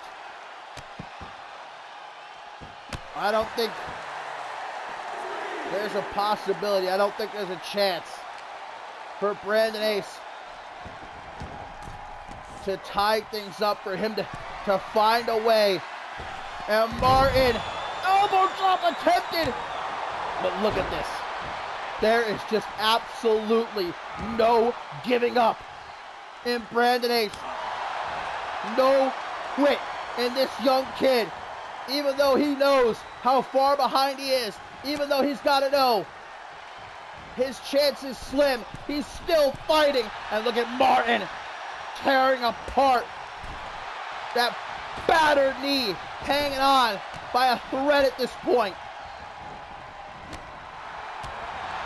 It is unbelievable that Brandon Ace is even still able to stand on that knee. To the top goes Anthony Martin. Goes goes for the elbow, and again, Brandon Ace denies it. The quick kicks, batters him with the knee to the jaw. With 20 seconds left on the clock, here's the crossface, the proper crossface, and Martin taps. It is now 7-4. A visual victory indeed, but it's not enough. As this match comes to an end, both warriors on their feet. But Anthony Martin is your new Intercontinental Champion. What a match. What a final battle between these two. And I don't know how you can walk away from this matchup not having immense respect for both of these men. But Anthony Martin finally proves that he has what it takes to beat Brandon Ace. Anthony Martin, the new Intercontinental Champion.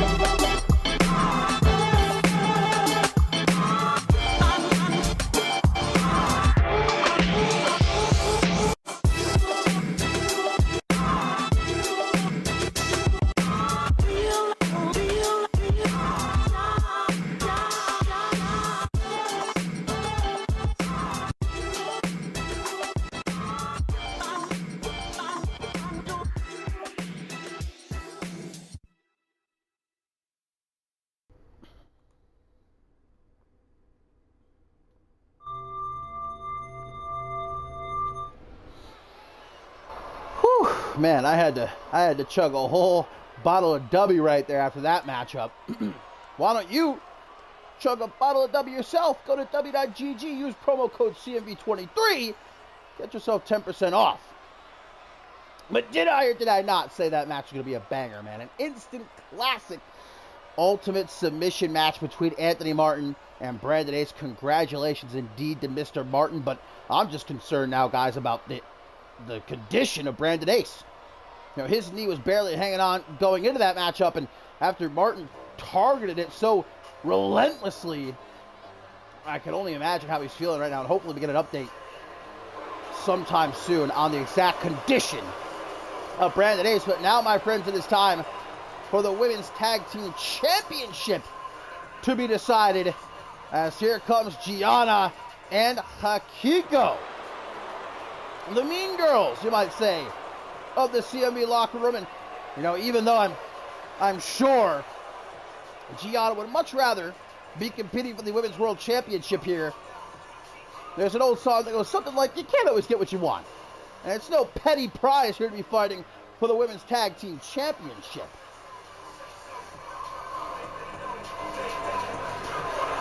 Gianna has had an amazing rookie season, guys. Came out of nowhere, it seemed like, to put herself on the map and capturing the Women's World Championship after Ascendance 11. Having a hell of a run with the championship as well. Of course, losing it back in Attack on Australia.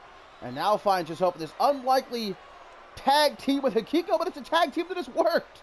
You know, we've often said opposites attract, and it's been shown time and again here in CMV. This case is no different here with Gianna and Hikiko. But this was actually originally just going to be Gianna and Hikiko versus the Queens of the Ring. But as we saw earlier this week, the unlikely, another unlikely team kind of coming out of nowhere.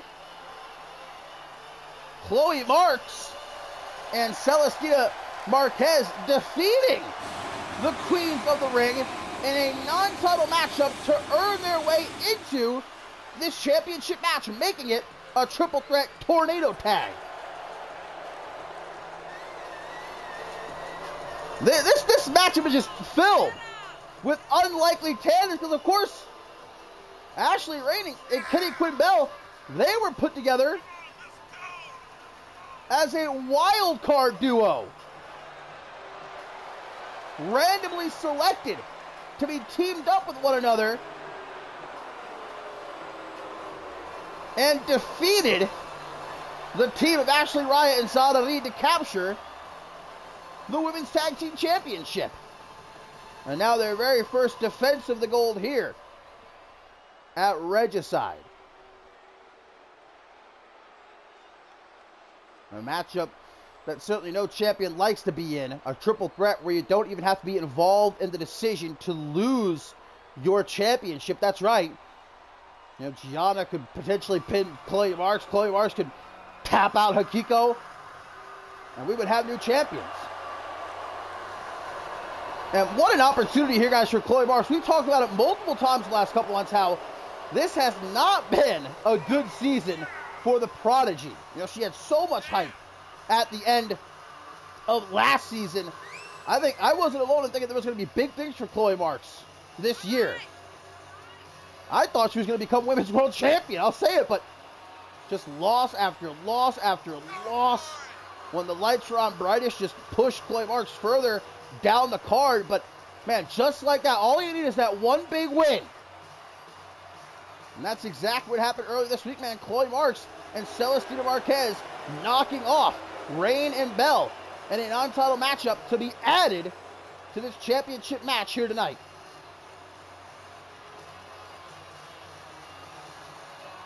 And now, just like that, the blink of an eye, Chloe Marks has the opportunity to win her very first championship here in CMV.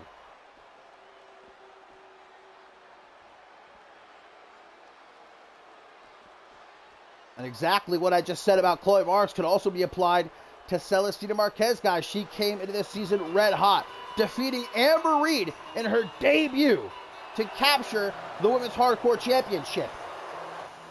But as of late, Celestina Marquez, she's really been struggling to, further make a name for herself. But boy, oh boy, is the opportunity present here at Regicide.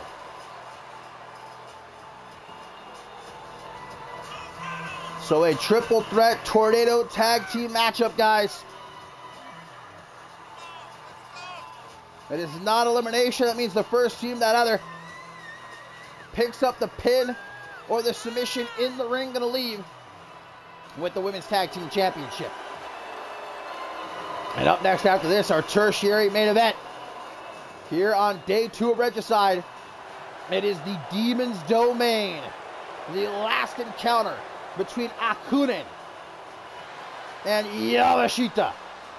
We've also got Riley Van Wilson set to challenge Maggie Shaw, no holds barred, for the Women's World Championship. Then, of course, our main event, Xander Slate challenging Hunter Quinn for the Undisputed Heavyweight Championship. But here we go.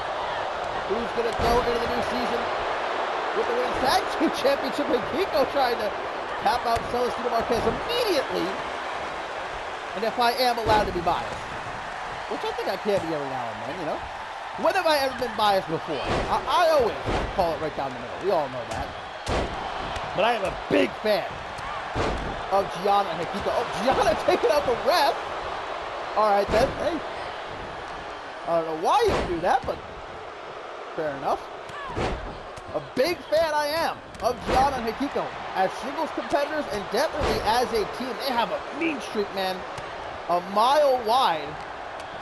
And I could definitely see them being here tonight with the Women's Tag Team Championship. Hikiko trying to get a handle on Chloe Marks. Easier said than done, that's for sure. Ashley Rain might be small, but as we all know, mighty. How great has it been to see Ashley Rain back? Even better to see her team up with Quinn Bell, 2 absolute legends, 2 future Hall of Famers. Remember what Quinn Bell said when she decided to resign with CMV post the Women's Royal Rumble match at Mob Violence? She wants to test herself against the best of the best in the women's division today. Prove that she still has what it takes to be the cream of the crop, if you will. And I'd say she's been proving that so far. Didn't take her long at all to capture championship gold. Chloe Marks on the side, a headlock here on Ashley Rain. These two have had some great battles in the past. Celestina Marquez bashing in the face of Gianna. A lot of history between those two as well. They were even former tag team partners for a time very early on this season. Gianna touched on that actually earlier this week, saying first Celestina Marquez tried to leech off of me when she first arrived here in CMV. Now she's going to do it again, butting her way into my championship match. Look at Quinn Bell. Oh, Celestina Marquez, big time punches to a down Ashley Rain as Chloe Marks going to pull Gianna up into a suplex. Yeah, bodies just flying everywhere to retain, but only a 1 count. As someone brought in a kendo stick, I did not see who. I might guess that it's Chloe Marks, probably of these 6, the most hardcore she has proven many times. Not afraid to get her hands dirty right over the head of the Queen. But Ashley Rain holding her own against the odds here. Takes out Marquez, but Marks still has that kendo stick. Off the ropes. Just runs right by her, says, how do you do? What a DDT by Gianna. Flatliner by Ashley Rain, gonna hook the leg of Hikiko to retain, but broken up by Chloe Marks in the count of 1. What an event Regicide has been, guys. Both day 1 and day 2 so far. Ending the season with a big old bang. But don't forget, we got one last special event to come at the end of February. The Showdown. Xander Slate versus Jason Spade. And we'll find out whether Slate's going to walk into that matchup as undisputed world heavyweight champion. So to come in our main event, he challenges Hunter Quinn. That was a very, very close call there. Chloe Marks almost had this match won, and she might still air raid siren, but Hikiko's already pinning Ashley Rain. Hikiko! Man. Celestina Marquez trying to help out Chloe Marks. Ooh, a TKO! Someone broke the kendo stick. Pile of shards now. Ashley Rain just patiently waiting while Gianna sets up Marquez in the Tree of Woe here. Oh, Rain says, get out of the way. The cheek of Ashley Rain. Double boot stop to the muscle mommy. But a DDT from Gianna. Catching Ashley Rain off guard. The main character of CMV. DDT! DDT, yes! Yes! Hooks the leg. 1, 2, but Marquez. Not only breaking up the pin, but taking out the referee as well. And now goes to work. There's the powerhouse of the women's division. And with the ref down, not going to be able to count any pins or call for the belt. There's submission. Celestina Marquez with the pin. Gianna sees it. The referee moving a bit slow. Gianna off the ropes. Able to dodge that discus forearm smash. Look, there's a lot of things you could say about Gianna. She's definitely a hard person to like. But there's no denying, once that bell rings, she is among the best of the best in the women's division. What is Rain doing here? What is Rain doing here? Neck breaker off the top rope and into the pin. That would have been the win right there. But Marquez in perfect position to make sure that doesn't happen. Ashley Rain, man, even to this day, every matchup, you never know what she's going to pull out. Always evolving her game. That's one of the things I love about Rain. Backslide driver, the muscle mommy, the muscle mommy. Oh. 2.999. Marquez, though, isn't done. Dragging Rain over to the ropes. Inverting Alabama slammer into the pile of kendo stick shards as Gianna gets her back rammed into the barricade, courtesy of Quinn Bell. Chloe Mark saying thank you for throwing Gianna into the ring. All 6 women now back in the squared circle. Women's Tag Team Championship on the line. Nice suplex there by Gianna. Walks right into the backslide driver. Marquez gonna stack her up. 1, 2, broken up by Quinn Bell just before 2. Gianna looking to be a bit worse for wear, but still able to break up that pin. Quinn Bell off the ropes, walking right into that looping palm strike by Marquez as Hikiko throwing Chloe Marks into the corner, unable to put a lid on Ashley Rain. Quinn Bell, air raid siren! Air raid siren from Marks! Broken up though, not even a 1 count for the Prodigy. Another kendo stick introduced. Quinn Bell with a crossface as Ashley Rain keeps Marquez busy. Will Chloe Marks be forced to tap out here? No. Not going to pull a Brandon Ace. Able to survive as we see Gianna. Oh, Widow's Peak. Chico lining up her shot on Chloe Marks, who is definitely in a bad way right now. Doesn't want to eat that Kinshasa. Quinn Bell forcing Gianna to kiss the canvas with that boot to the back of the head. Rain gonna look to follow it up. Sending Gianna into the corner. Maybe looking for that super neck breaker again. Meanwhile, Marquez with a baseball bat in hand, just swinging for the fences on Quinn Bell. Back in the ring, Ashley Rain with a kendo stick.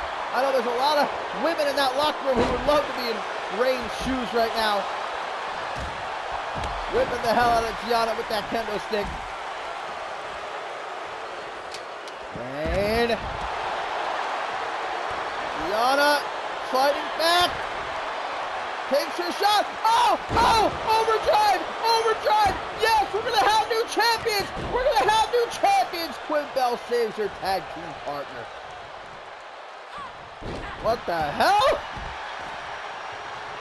Crossing the road right there, Kitty Quinn Bell. Over the top. Lays out Gianna. In the ring, Ashley Rain. Leapfrog. Drop down. Pretty hurt to Gianna. Ashley Rain's going for that baseball bat, man. Chloe Marks beating Hikiko's ass in the timekeeper's area.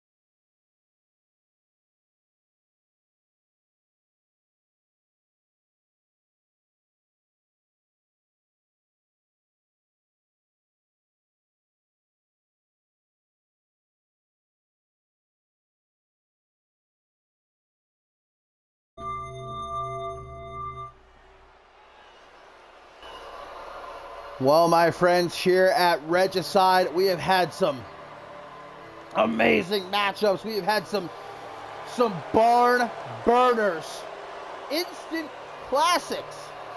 This matchup gonna be none of the above. This is gonna be borderline hard to watch. This is gonna be the Demon's Domain,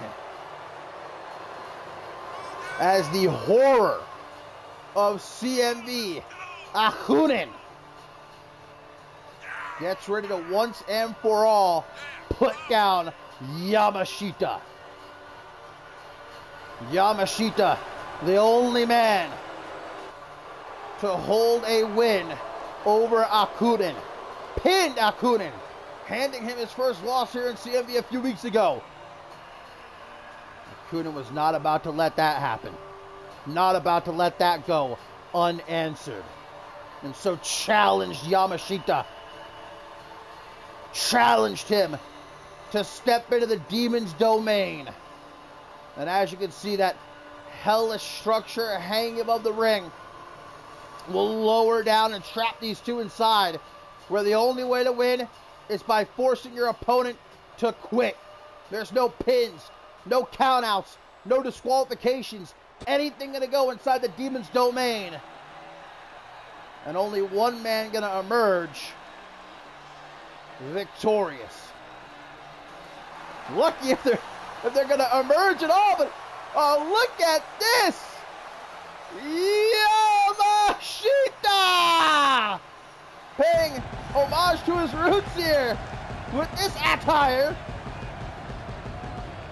Yamashita has had a bone to pick with Akunin ever since attack in Australia, where Akunin powerbombed Yamashita off the stage through a table, took him out of action for a week, but Yama didn't stay down. He came back, and he made it clear that no matter what Akunin did to him, Yama would keep getting back up. But will that be the case inside of the demon's domain? Man, I'm just looking up at that structure, and I'm happy I'm not going to be locked inside with Akunin. Yama, a brave man.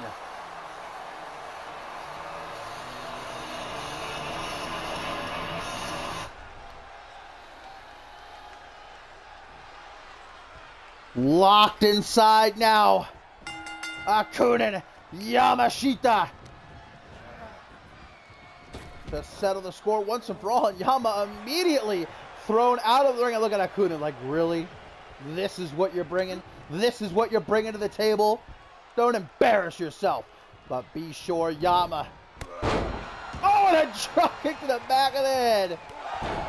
Ain't about to be out of the fight so soon. And once more, there's no countouts here, guys.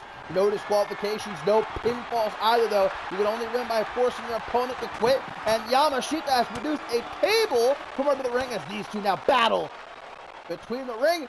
Oh my God! Power bomb into the cell wall, and that will grate your back like cheese. Akunin gonna continue the punishment with a European uppercut. And another one. Yama running right into the cell wall there. He's going to quickly get back into the ring. He says, all right, enough of that. No, thank you. And man, as massive as Yama is, just look how Akunin towers over him. I don't know why you would want to willingly get into the ring with this man multiple times. Yamashita, you madman. Oh, look at that, onto the table. That's not going to be a soft landing. Spine on the pine, and again with a power slam. Up next, guys, here at Regicide Day 2, our tertiary main event, as Blake Virtue of Resurgence going to be taking on Chris Diamond. And considering all the amazing matches we've seen here at Regicide, I still believe that one could easily steal the show. As Yamashita has now produced a kendo stick. Akunin looks to be very much out of it, though, after getting slammed onto that table multiple times. Now a chair. Yamashita, he's going a little bit crazy here. A stop sign. The plunder, the hardcore plunder. No, the claw. Akunin looking to suck out the very soul of Yamashita, but Yama fights back. Hook to the jaw, gonna spin around, dropping a neck first onto that table. Picks up the stop sign, not able to use it though. Akunin gonna instead drop him chest first on that top rope. Kendo stick now in hand, swacking Yamashita over the back with it. Yama takes a hold of Akunin, the soda twist lariat, turning Akunin inside out. But remember, you can only win by submission here, by forcing your opponent to quit. The ref in position. Will the demon give up? No! Is he even capable of giving up?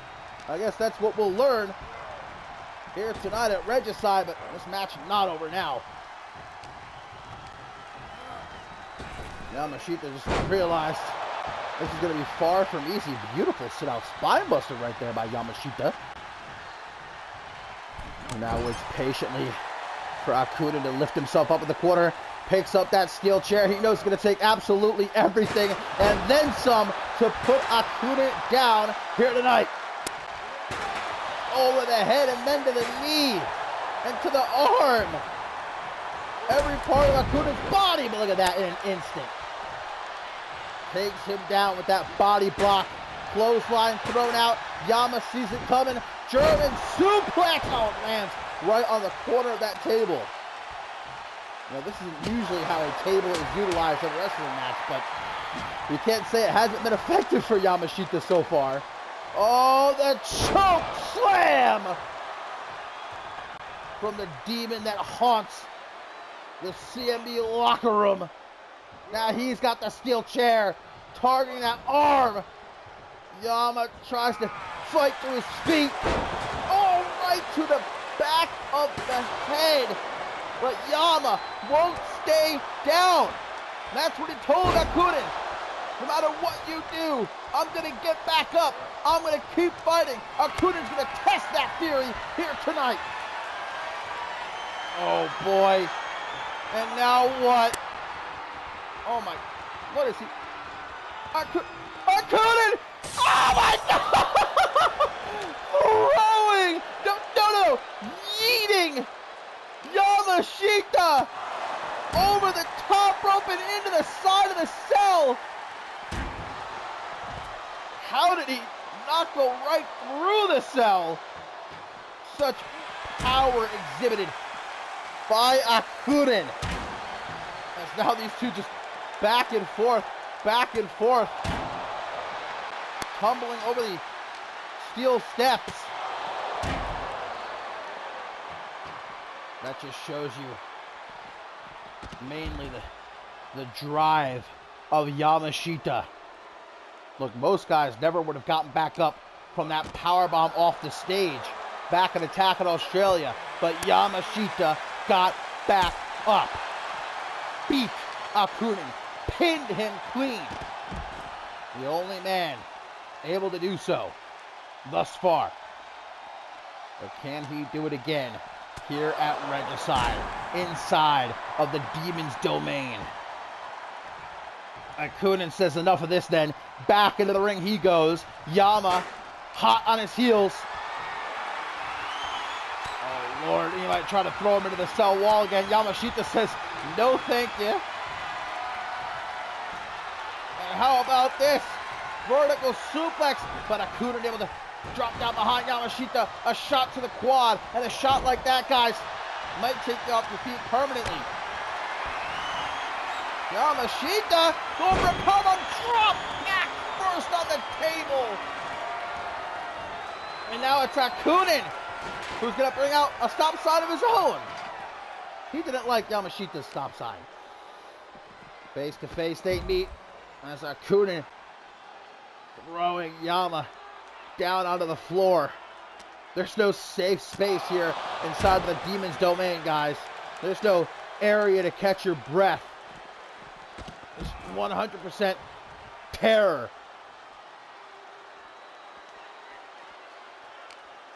Yamashita, European uppercut. You can see right there on the door. Locked tight. There's no escaping. There's no running. Not that neither of these men would run, given the opportunity. Oh, back first goes Yamashita into the cell wall. And again, no, Yama counters. And finally, Akunin going to taste the bite of this steel structure. But right back into control. Yama's back at the end of this matchup, guys. Going to be looking like shredded pork. Like Akunin's been busted open after being sent head first into the cell wall there. Ah! Holy shit! Holy shit! Holy shit! Holy shit! Yamashita has just speared Akunin through the fucking cell wall, and now he's climbing it. Yamashita is atop the cell and daring Akunin to join him, and the Demon, more than to oblige, and now more than 20 feet in the air, on top of the Demon's Domain, choke slam! Oh my God, the roof is now dented. This is dangerous, guys. This is more than dangerous. This could be chaotic. This could be career-ending. They're on top of the cell. The roof is starting to cave in. Yamashita! Running powerbomb! Yama! The reflexes of Yamashita may have just saved his life. And look at that, he's straight back to the top. He's climbing right back up. This lunatic. And Akunin is already back to his feet. Inhuman. Face to face. Akunin. Oh my God. Suplex. And every single slam on top of the Demon's Domain here. Oh damn, Akunin just almost sent himself right through that hole. Yeah, there's just a gaping hole now atop the Demon's Domain that Yama is damn lucky he didn't go crashing through. He'll try for the powerbomb again. This time Akunin able to reverse it with a back body drop. Akunin! Tombstone! Oh my God, I think I heard the crunch of Yamashita's skull from all the way down here. I don't even have the words. I don't have the words proper to describe what we're seeing here. I don't know if there's any words that exist in the English language, maybe in the Japanese language. I don't know. Akunin has just taken full control. He's just enjoying this. But Yama gets back to his feet. Yamashita. How he's even still standing. Look, Akunin, we've learned by now he's not human. He's otherworldly. He's demonic. But Yamashita, Yama with a tombstone! Giving it as good as he gets! And now gonna spin Akunin around for a German. Doesn't stop there. Lariat. Turning him inside out. Left and right. Left and right. Again and again and again. All he could think to do to keep down Akunin. But remember, guys, there's no pinfalls here. You can only win by forcing your opponent to quit. Akunin wants the soul of Yamashita.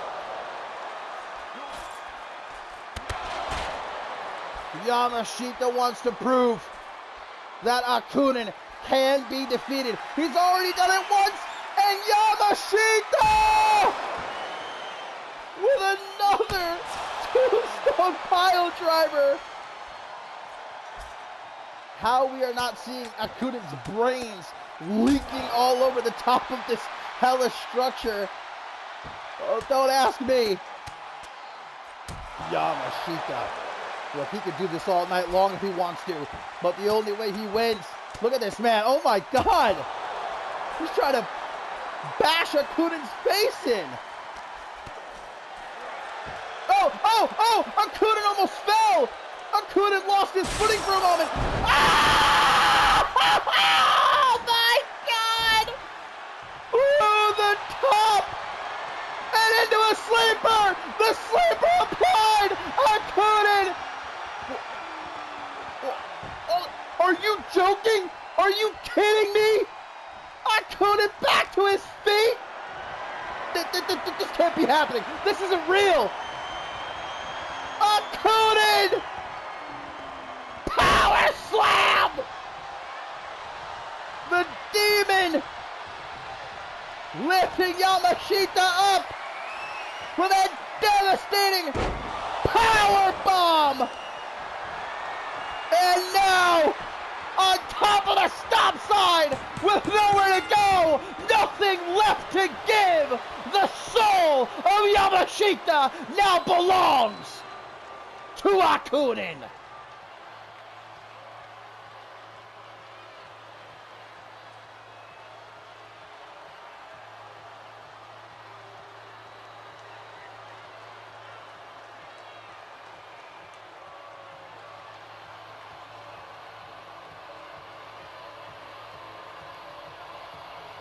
My Lord, who art thou in heaven? You couldn't pay me $1 million to step into that ring with Akunin, the demon, proving right there that no matter what you do to him, man, no matter what you throw at him, what you can muster up, everything Yamashita took to Akunin in this matchup, and it still fell short. And now Akunin, look at those eyes, those piercing yellowish eyes. Only going to be even more empowered going into the new season now that he is in possession of Yamashita's soul.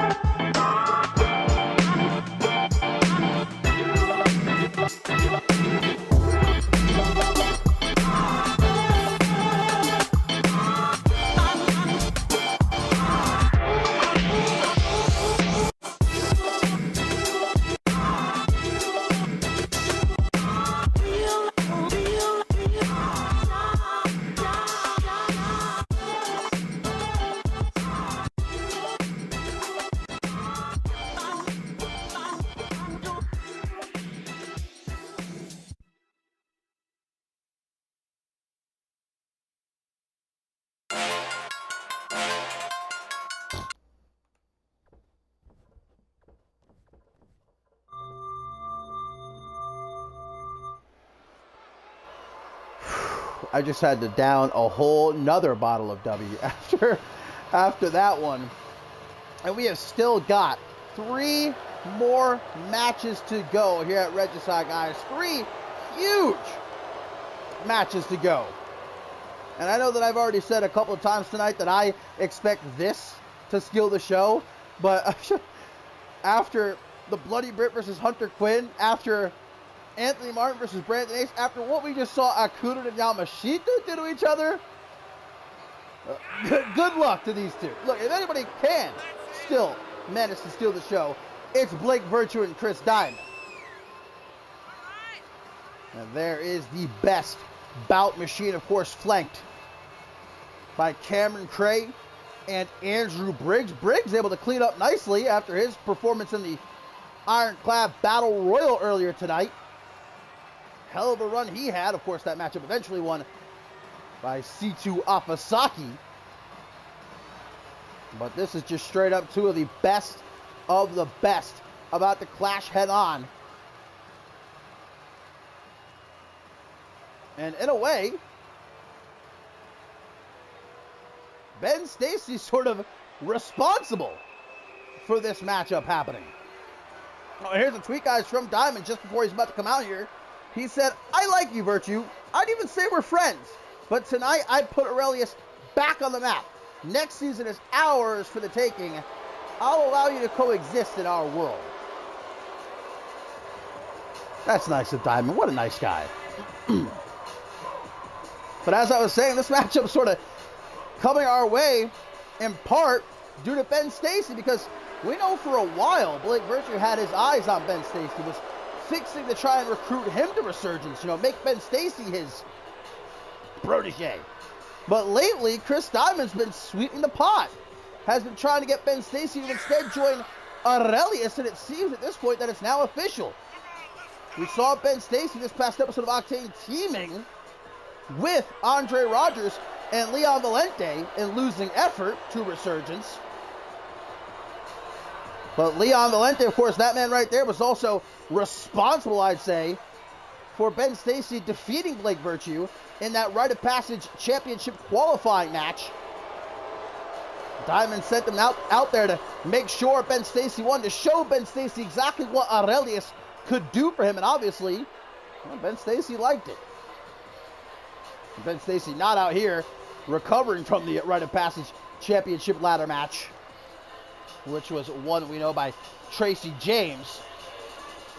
But Diamond does have Leon Valente and the recently returned Andre Rogers in his corner. Of course, Leon Valente was also part of the Ironclad Battle Royal earlier tonight. In fact, Andrew Briggs eliminated him from that Battle Royal. Let's hope that they don't potentially come to blows at ringside, but going to be Diamond kicking things off, trying to beat Blake Virtue in record time here off that Michinoku driver. Going to take more than that, though. Only 1 count.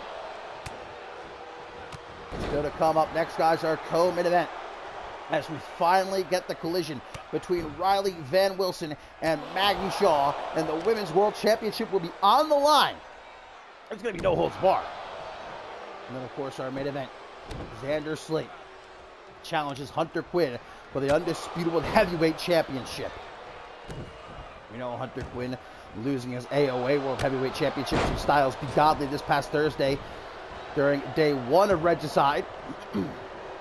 But earlier tonight, he was able to, but barely retain the NGW World Championship against the Bloody Brit. We'll find out if he's going to be walking into next season with just 1 championship or with 2 titles to his name. You can see both Resurgence and Aurelius want to get involved here, but holding themselves back to not risk disqualification. Big old forearm there. Well, there's no dicing it up. 2 of the absolute greatest of all time in CMV history, one-on-one here at Regicide. Both former world champions, both wanting to be world champion once again. And you saw that tweet from Diamond. He plans on taking Aurelius back to the top next season. He plans on becoming world champion once again. And he obviously sees Blake Virtue as one of those big threats standing in his way. And a tweet here, guys, from Jason Spade, the Hall of Famer. He says, "I never liked Canada that much, but tonight, I've got a good feeling." I don't like that tweet. A bit cryptic, but well, perhaps he's just hoping to see Xander Slate fall flat on his face in our main event. Of course, don't forget, Regicide here, going to bring it into our active season, but we've got one last special event to come at the end of February. It's the Showdown. Xander Slate versus Jason Spade. Jason Spade coming out of retirement. His first match in over 6 months, as he will go one-on-one with the OG Dirty Heel. Diamond going for a kick to the midsection. Nice catch, though, by Blake Virtue. Forearm smash going to have him up against the ropes. Back body drop, sending Virtue down at the feet of Leon Valente, who looked like for a second he was going to try to take a quick shot there at Blake Virtue. Virtue with a gorgeous swinging neck breaker. Oh, but look at this. Andre Rogers up on the apron. Causing the distraction allows Diamond to retake control.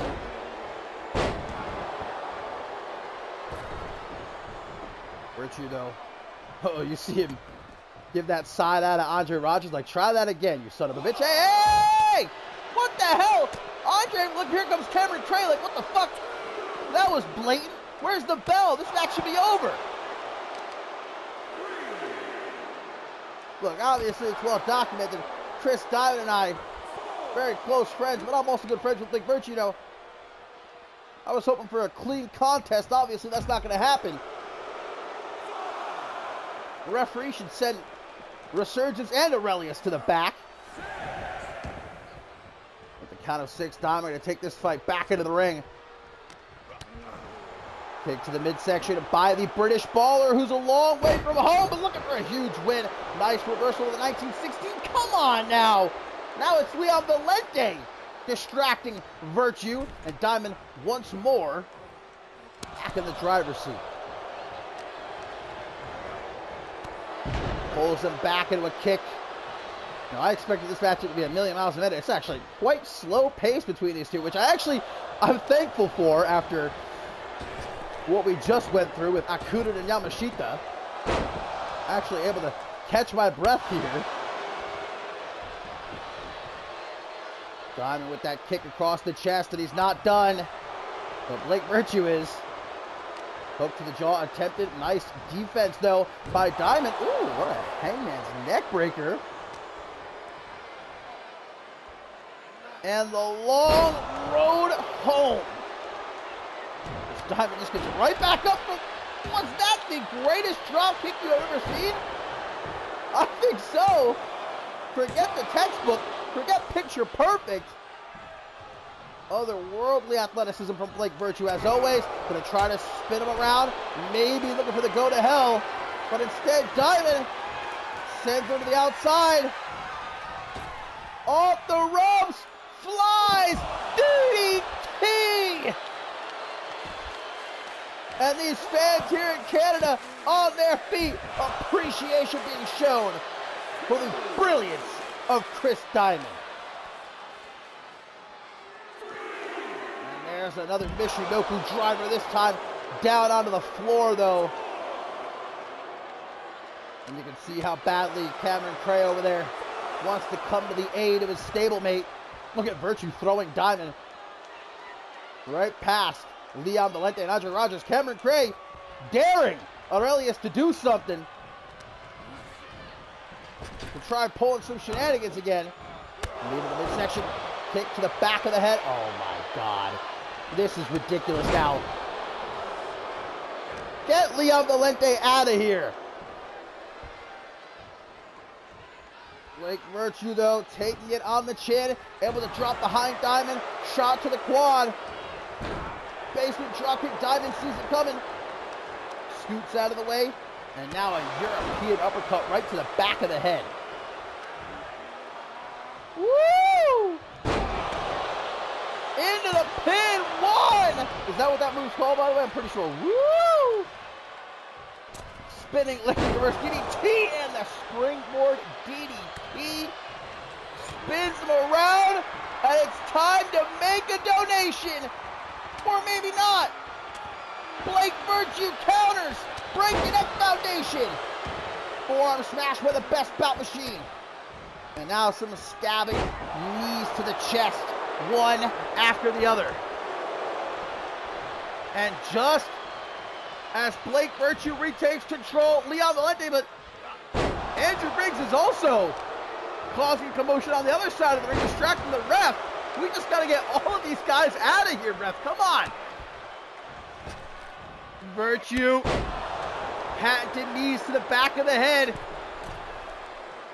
Now for Brett's rope. What is he looking for here? Oh, Meteora! The Global General. Quick to roll to the outside. Looking for some help from the Aurelius boys. Not much help they can be, though, here at ringside if they get involved. Well, should be a disqualification. We've already seen Andre Rogers actually put hands on Blake Virtue, and the ref not do anything about it.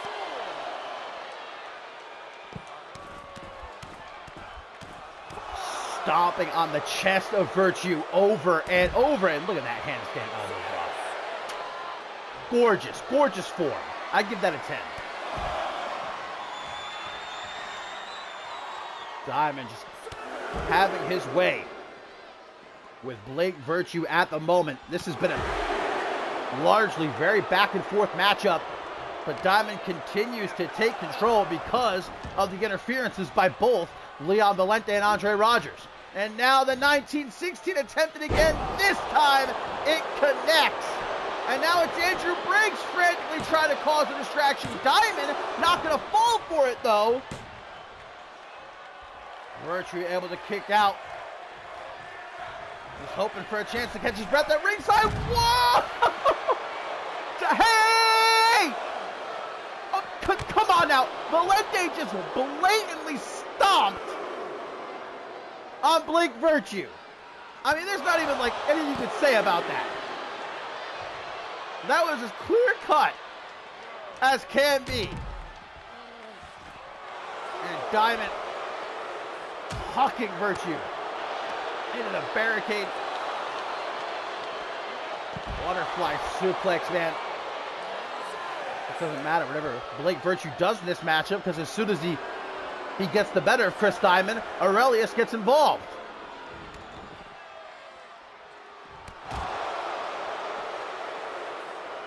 Up against the barricade, Chris Diamond. Oh, nasty Russian leg sweep right upside the steel. Leon Valente over here doing the stanky leg. I'm not too sure. Oh, here goes Cameron Craig. Man, Cameron Craig's getting fed up. If this goes on much longer, I don't expect Cameron Craig to be able to hold himself back. Come on, ref! Well, I guess technically he didn't attack him there. Diamond using the barricade like a tag team partner in this matchup. Picks him up. Air raid siren neck breaker. Blake Virtue, though, well documented time and again that just when it looks like he's on death's door, just when it seems as though he's got nothing left to give it a matchup, he powers up, battles back, and he scores the win. I could say that about both of these guys, as a matter of fact. Oh my God, again! The barricade utilized by Diamond this time actually busts Virtue open. Throwing Virtue into Andre Rogers. That's not Andre's fault. Guys, we've now gotten to a count of 11, though. I don't think either one of these men is paying attention. They only have until 20 to get back into the ring. Diamond finally going to save himself and going to mock Blake Virtue. Andre trying to take a swipe there. Distracting Virtue just long enough. Break your neck foundation. Connecting. 1, 2. You see the look on Diamond's face. He cannot believe that. Oh, the ref's getting rid of a steel chair. But Diamond's not having it. A second donation. Hooks the leg. 1, 2. Oh, what? Diamond jaw dropped. Look at this. He's frantically running around the ring. He doesn't know what to do with himself. Another air raid siren neck breaker. Man, if that didn't do it. Oh no, the super kick blasts him. Briggs is worried and for good reason. Diamond, though, is not content, looking for a third. Breaking X Foundation. Virtue comes to life. It's like I was just saying. Do not count out Blake Virtue. Never count out Blake Virtue. And here's why. It's time for Chris Diamond to go to hell. I've had it. I've got a half a mind to get up in this announce table and give Leon Valente a fistful of knuckle. But Virtue still, oh, look at this. Getting in Diamond's face saying, really? Really? Gonna have your boys save you? Quickly off the ropes. Springboard forearm smash. The reaction time of Chris Diamond, perhaps unparalleled. Tries for a head kick, ducks it, does Blake Virtue. Man, Blake Virtue had like a 20 count there on Chris Diamond. This match was over.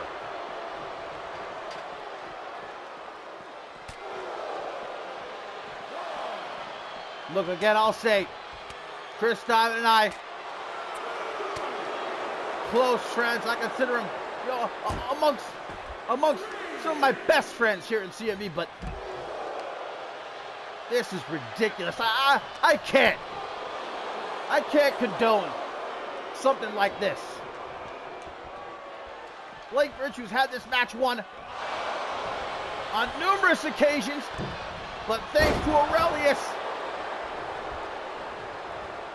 Diamond has managed to keep his head above the water. There's another DDT and pulls him into a big boot.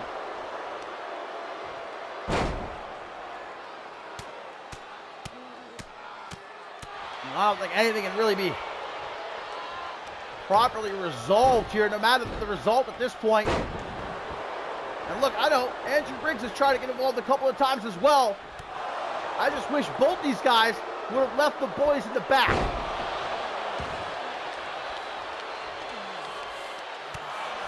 Straight up vertical suplex there by Diamond, but a quick head kick, and Virtue sees his opening, perhaps his last chance. Go to hell! He's got it. One, it's over. 1,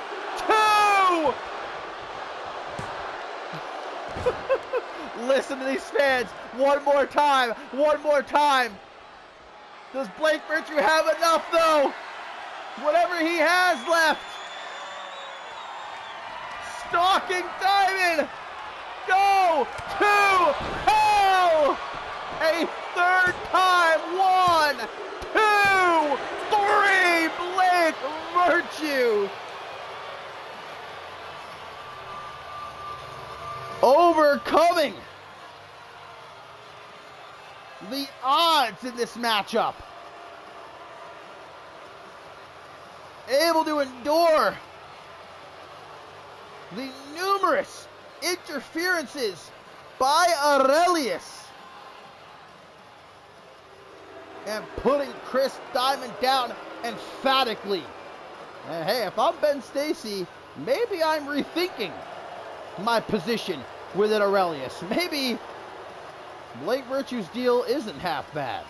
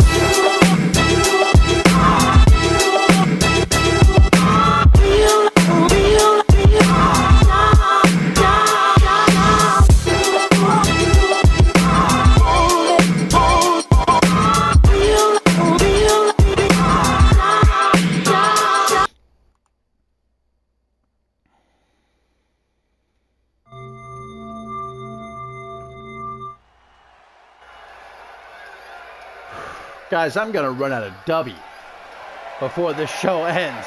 I mean, good Lord.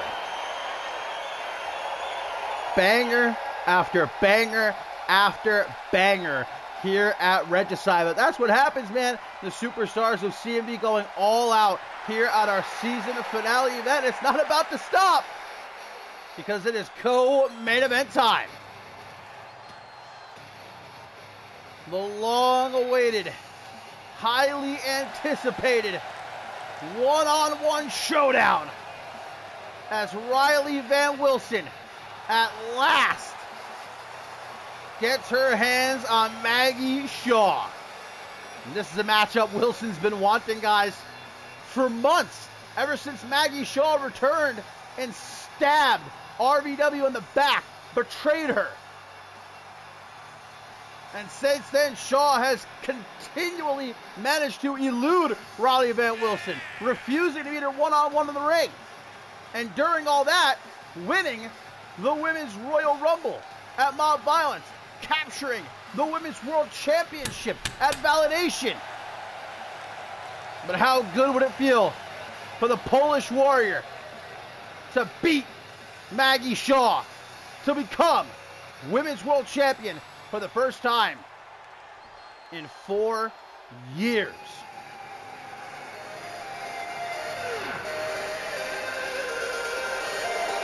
Well, there's not a single person, guys, that can deny the role that Maggie Shaw has been on. Whether you agree with what she did to Riley Van Wilson or not, this new attitude has paid off, more than paid off, for Maggie Shaw. She's turned her back on the CM Universe, turned her back on RVW, even turned her back on her own father, Billy Shaw.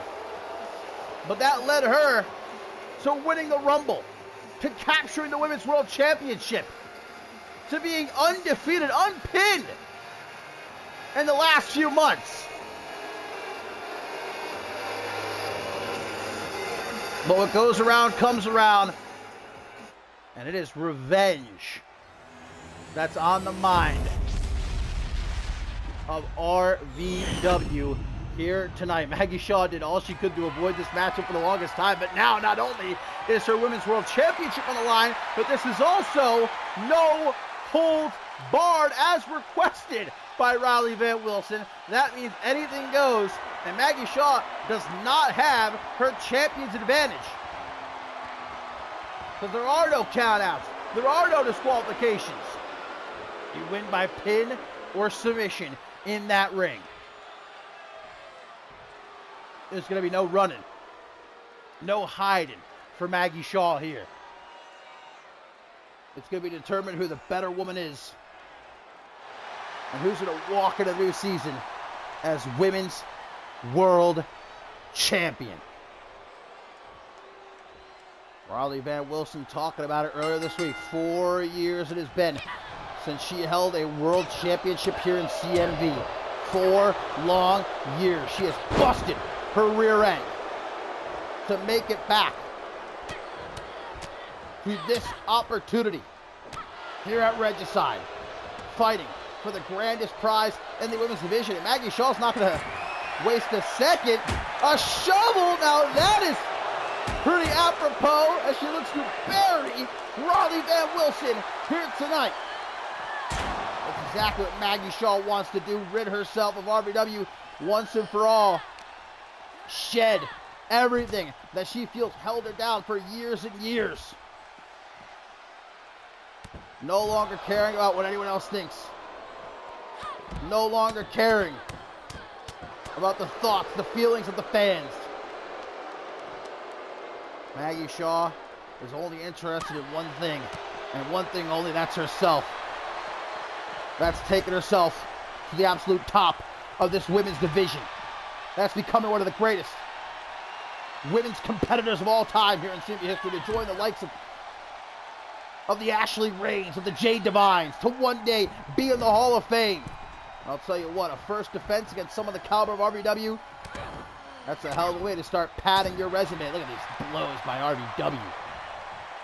Riley Van Wilson She's dry. She's being driven by more than just a desire to be women's world champion. That too, but Maggie Shaw betraying her, leaving her a bloody mess in the middle of the ring, and then even going so far as to target RBW's significant other, Xiaorong, defeating her in that Extreme Rules match earlier this week on Shockwave. An attempt there by RBW to get the job done now, an air raid siren neckbreaker by Maggie Shaw. I guess the question is, has Shaw gone too far? Has she pushed RBW so far over the edge that it's going to end up biting her in the rear end? Has she dug her own grave? RBW dropping Maggie Shaw on her head, but Shaw quickly back to her feet. Back under that ring. Now a steel chair. Right over the head of the Polish warrior. But RBW is hard-headed in more ways than one, as she's right back in the fight. And now those stomps to the chest. Our total main event here at Regicide Day 2. Of course, up next, our main event, Xander Slate going to challenge Hunter Quinn for the Undisputable Heavyweight Championship. As Wilson quickly to the outside, pulls out the table. Maggie Shaw, though, creeping up on her from behind, knocks it out of her hands with a Russian leg sweep down onto the floor. Again, guys, as this is no holds barred, there's no countouts, there are no disqualifications. Oh, man! Maggie Shaw slamming RBW face first out of the corner of the table there, but fires back to RBW with a forearm smash. Maggie Shaw does not have the champion's advantage she typically would in a matchup like this. She can't retain by countout or by disqualification. She has to pin or submit RBW in the ring. RBW wanted to make sure there was no running away. There was no more ducking her. There was no more sly attacks from behind. No more games. Riley Van Wilson going for the shovel. Maggie Shaw waiting for her on the outside. Takes her from her. Oh, right to the guts. Oh, now tries to hit her right upside the head. RBW, though, fights back. Headbutt by Shaw. Another one. And a third. Headbutt to the Polish warrior before sending her back into the ring. Again, you can only win by pin or submission within the squared circle. Shaw grabbing that shovel, but Wilson knocks it out of her hands, kicks the midsection. Maggie Shaw. Oh no! The pile driver! And that might do it right there, but Shaw has the match won, but she's not done. She's not content with the shovel again and again. But Wilson's not out of this fight, not by a long shot. Shaw had her chance, and she should have taken it. X-Plex into the pin. 1, 2, but a kick out by the second generation superstar. Cheeky jab there by Shaw. Nice evasion by RBW. Remember how well these two know each other. RBW stalking Shaw. Light her up for the penalty kick. Taking her goddamn head off. 1, 2.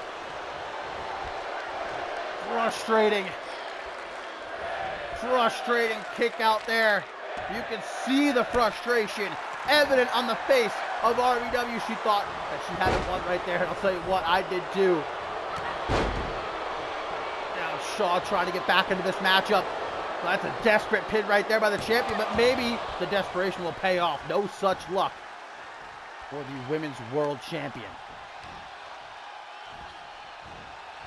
Former tag team champions with one another.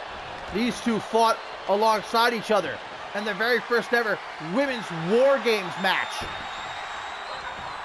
That's how well they know each other. Oh, a kick! Oh, and Maggie Shaw landed the back of her head on that baseball bat. Riley Van Wilson going to show everyone, remind everyone exactly who she is. A championship caliber competitor. Quick pin attempt out of the suplex there, but a kick out at 2. RVW, hang on! The penalty kick again! That's gotta be it! We're gonna have a new champion! 1, 2! Are you joking? RVW shaking her head saying, no, it's not possible. But it is. This match continues. But look at RVW back on the attack with these vicious stomps. Cold, calculated. And again, the other way around. Just enjoying this after all that Shaw has put her through. And now she's got the bat. Maggie Shaw steering clear. Shaw's got to think of something. Got to think of something quick. And got to think of something big to turn this around. If she wants to leave Regicide still the Women's World Champion. Because it's been all RVW these last few minutes. What a belly-to-belly suplex right there by the Polish Warrior. This is what happens when you piss RVW off, when you mess with those she loves. But Shaw just needs a sliver of an opening. The pile driver, and this time, is she going to go for the pin? No, she's not. Instead, going to grab RVW by the ponytail. Straight right hook. 1, 2, 1.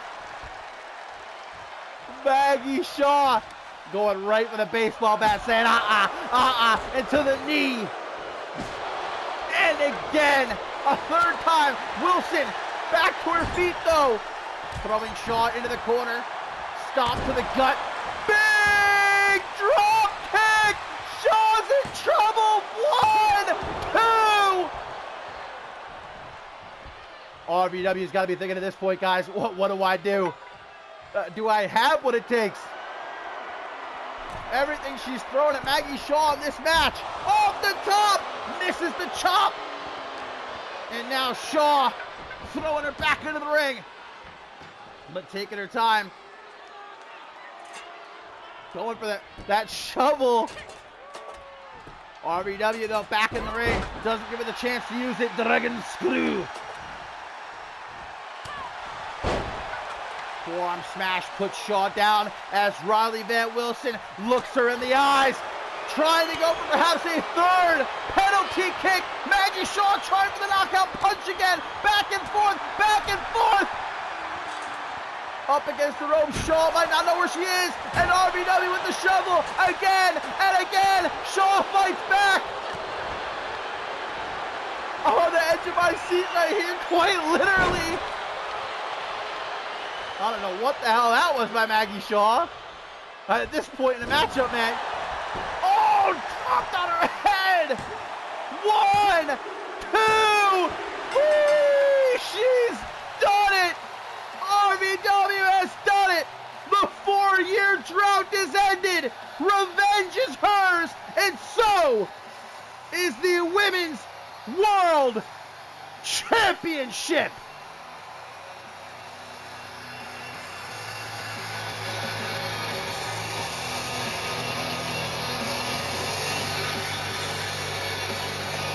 As hard hitting as they come. And look at the emotion on the face of RVW. She can't believe it. 4 years it's been since she held that championship. And made all the sweeter by beating Maggie Shaw for it. Back on top, the Polish Warrior, Riley Van Wilson, the new Women's World Champion.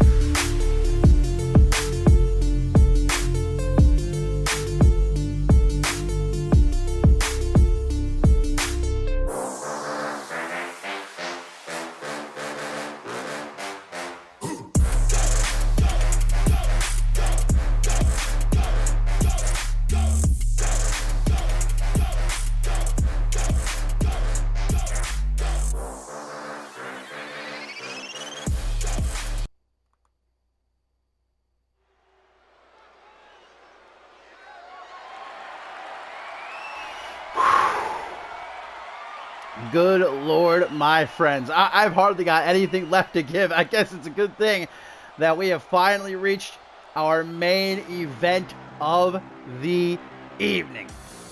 Here at Regicide, guys, day one, day two, just absolutely an amazing event from top to bottom. I mean, some of the maybe greatest matches we've ever seen here in CMV, no doubt about it. And I'm just talking about day two, not even including day one. But it's time for it to all come to an end. It is main event time, and you want to talk about the 4-year drought that Riley Van Wilson just ended. How about the 9-year drought that Xander Slate is looking to end here tonight? 9 years since he has held the World Championship here in CMV. 9 years. But Xander Slate says at long last, it all comes to an end here at Regicide. And he said Regicide apropos because he plans on killing the King of Kings right here tonight. And boy, what an opportunity he has, and no doubt about it, the odds in his favor as Hunter Quinn has already competed in 2 grueling matchups here at Regicide this past Thursday. Again, I say if you missed it, watch Godley versus Quinn. What a match, which Godley won, defeating Hunter Quinn to win the AOA World Heavyweight Championship. And then, of course, earlier tonight, at the top of the show, about 3 hours ago, that's how long Hunter Quinn has had to rest. 3 hours since that knockdown, drag-out brawl he had with the Bloody Brit, where he managed to retain the NGW World Championship. So Hunter Quinn, still the NGW World Champion. No matter the result here, he will at least leave Regicide with 1 championship still to his name. But it's the undisputed World Heavyweight Championship that's on the line here. The championship that Hunter Quinn beat Hayden for in, what was it, 7-8 seconds at Validation? The shortest match in CMV history, and I think all doubters were silenced on that night. Anyone who said Hunter Quinn didn't have what it takes to be the King of Kings, to be the man that sits upon the throne, I think they all quieted down real quick. And that's what it's all about. The CMV Undisputed World Heavyweight Championship.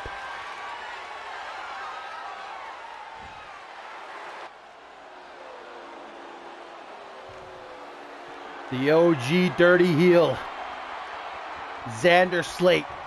9 years since he held the World Championship. RBW, we just saw, end her drought. Will Xander Slate end his? Time to find out, baby. And remember, this was supposed to be the Bloody Brit Chris Andrews facing Hunter Quinn for the Undisputed World Heavyweight Championship. But a deal was struck between Xander Slate and the higher authority. Slate said, hey, if I help you win the tug-of-war match at Validation, if I help you gain power, you give me a World Championship match. And Slate did that. He helped them. He helped Pat LaFave come into power back at Validation, win the tug-of-war match. So,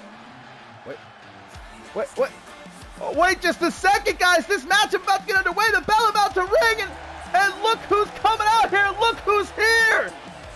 It's the Hall of Famer, fellow CMV commentator, and the man who will come out of retirement in just a few weeks to face Xander Slate at the showdown.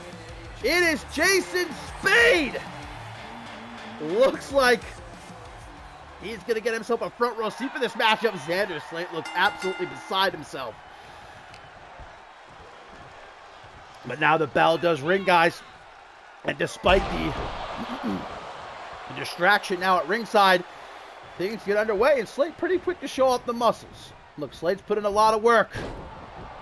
So late in his career, an aging competitor, a bastion of the early days here in CMV.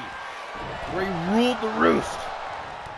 He's looking for those days to make a return here at Regicide. Beautiful big boot off the Snake Eyes.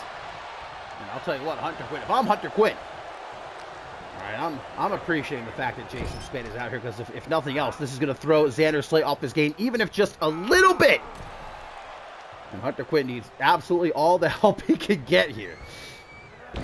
Coming into this matchup, Hunter Quinn lucky if he's at 50%. I highly doubt he's even at that. These big right hands from Slate in control early on. Hunter Quinn, though, fights back. And indeed, the showdown. Xander Slate versus Jason Spade coming at the end of February. Our final event of the season before heading into the new season and whatever that may entail. Jason Spade coming out of retirement, his first matchup in over 6 months. Of course, his last match being against Amber Reed at Ascendance 11.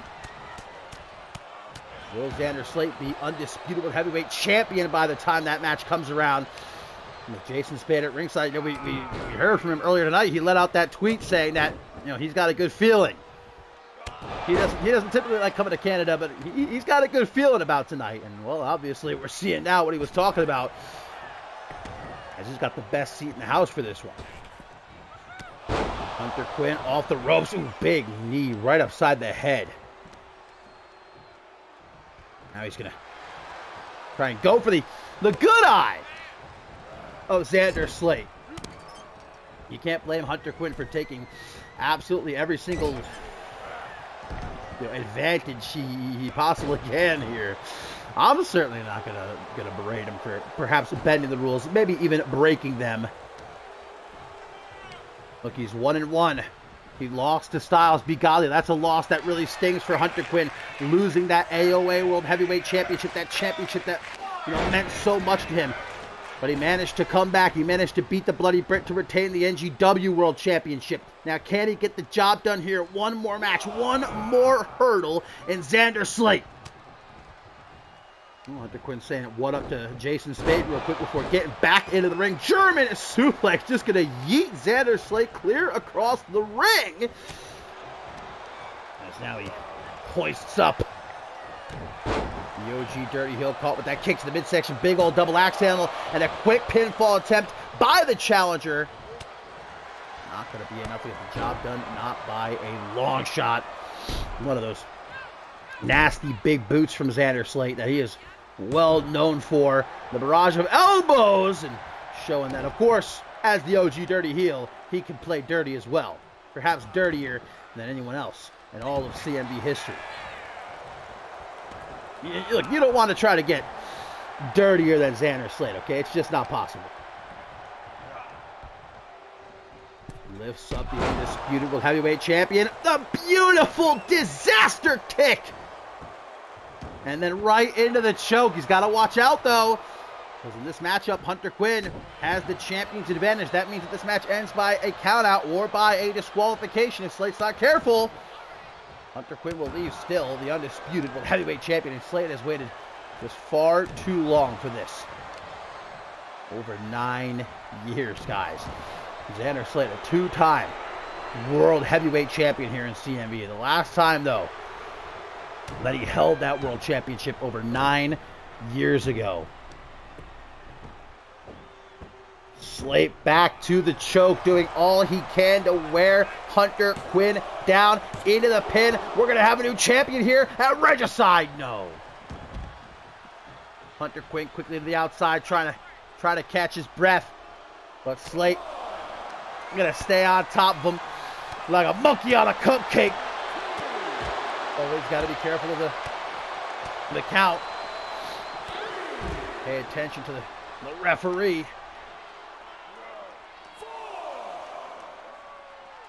Slate stalked by Hunter Quinn, but Quinn going to decide to get back into the ring. Look at that, tell Slate, come on! I ain't going to beat you by count out. I ain't going to beat you by disqualification. Hunter Quinn wants to definitively put Xander Slate down in the middle of that ring. Oh, Xander Slate, bah! Going for the big boot. Hunter Quinn, though, able to stay out of harm's way. Tries for the high knee. Look at this back and forth here between these two. Off the rope, Slate descent. Drop down. Luthez pressing the right. Hands raining down. Jason Spade popping a squat here at ringside. Watching closely as Xander Slade attempts to end the 9-year drought as Hunter Quinn attempts to spit in the face of Pat LaFave's plans. To the outside now goes Slate. Hoping to get himself a couple of seconds to collect himself, to do what he can, to keep his head above the water, to stay in the fight. Hunter Quinn stomps to the chest, followed up by a forearm right upside the head, right here in front of the announce table. But again, Hunter Quinn paying attention to the referee's count. He's not going to allow this massive season finale event to end in some bullshit way. He wants to pin Xander Slade. He wants to tap him out for all to see, for specifically Pat LaFave to see. Xander Slade, Luger landing to the Hellhound. And now out on the apron, calling for the buckshot. The buckshot! Turning Hunter Quinn inside out, and not a moment passes by. The OG Dirty Heel stand on the attack. Kick, good kick. He's gonna wait. Jason Spade. The ref didn't see it, but Spade just grabbed the ankle of Slade and Quinn back to his feet, dropping Slade on his head with the Psycho Driller. And thanks to Jason Spade, Hunter Quinn has got a chance. The Hellhound has been let loose and looking for a second Psycho Driller. Into the pin. 1, 2, 3, and still undisputed world heavyweight champion with a big time assist by Jason Spade. Slade had the match won after hitting the Kenka kick. We were guaranteed a new champion, but Spade with that quick ankle grab, man, that's all the time Hunter Quinn needed. A few precious seconds to get to his feet and to hit the Psycho Driller not once, but twice. And I can only imagine Pat LaFave's reaction right now as he watches this from his office. This is not how he expected Regicide to unfold. He wanted Hunter Quinn leaving without a single championship to his name. Instead, he is still NGW World Champion, and he is still the undisputed World Heavyweight Champion.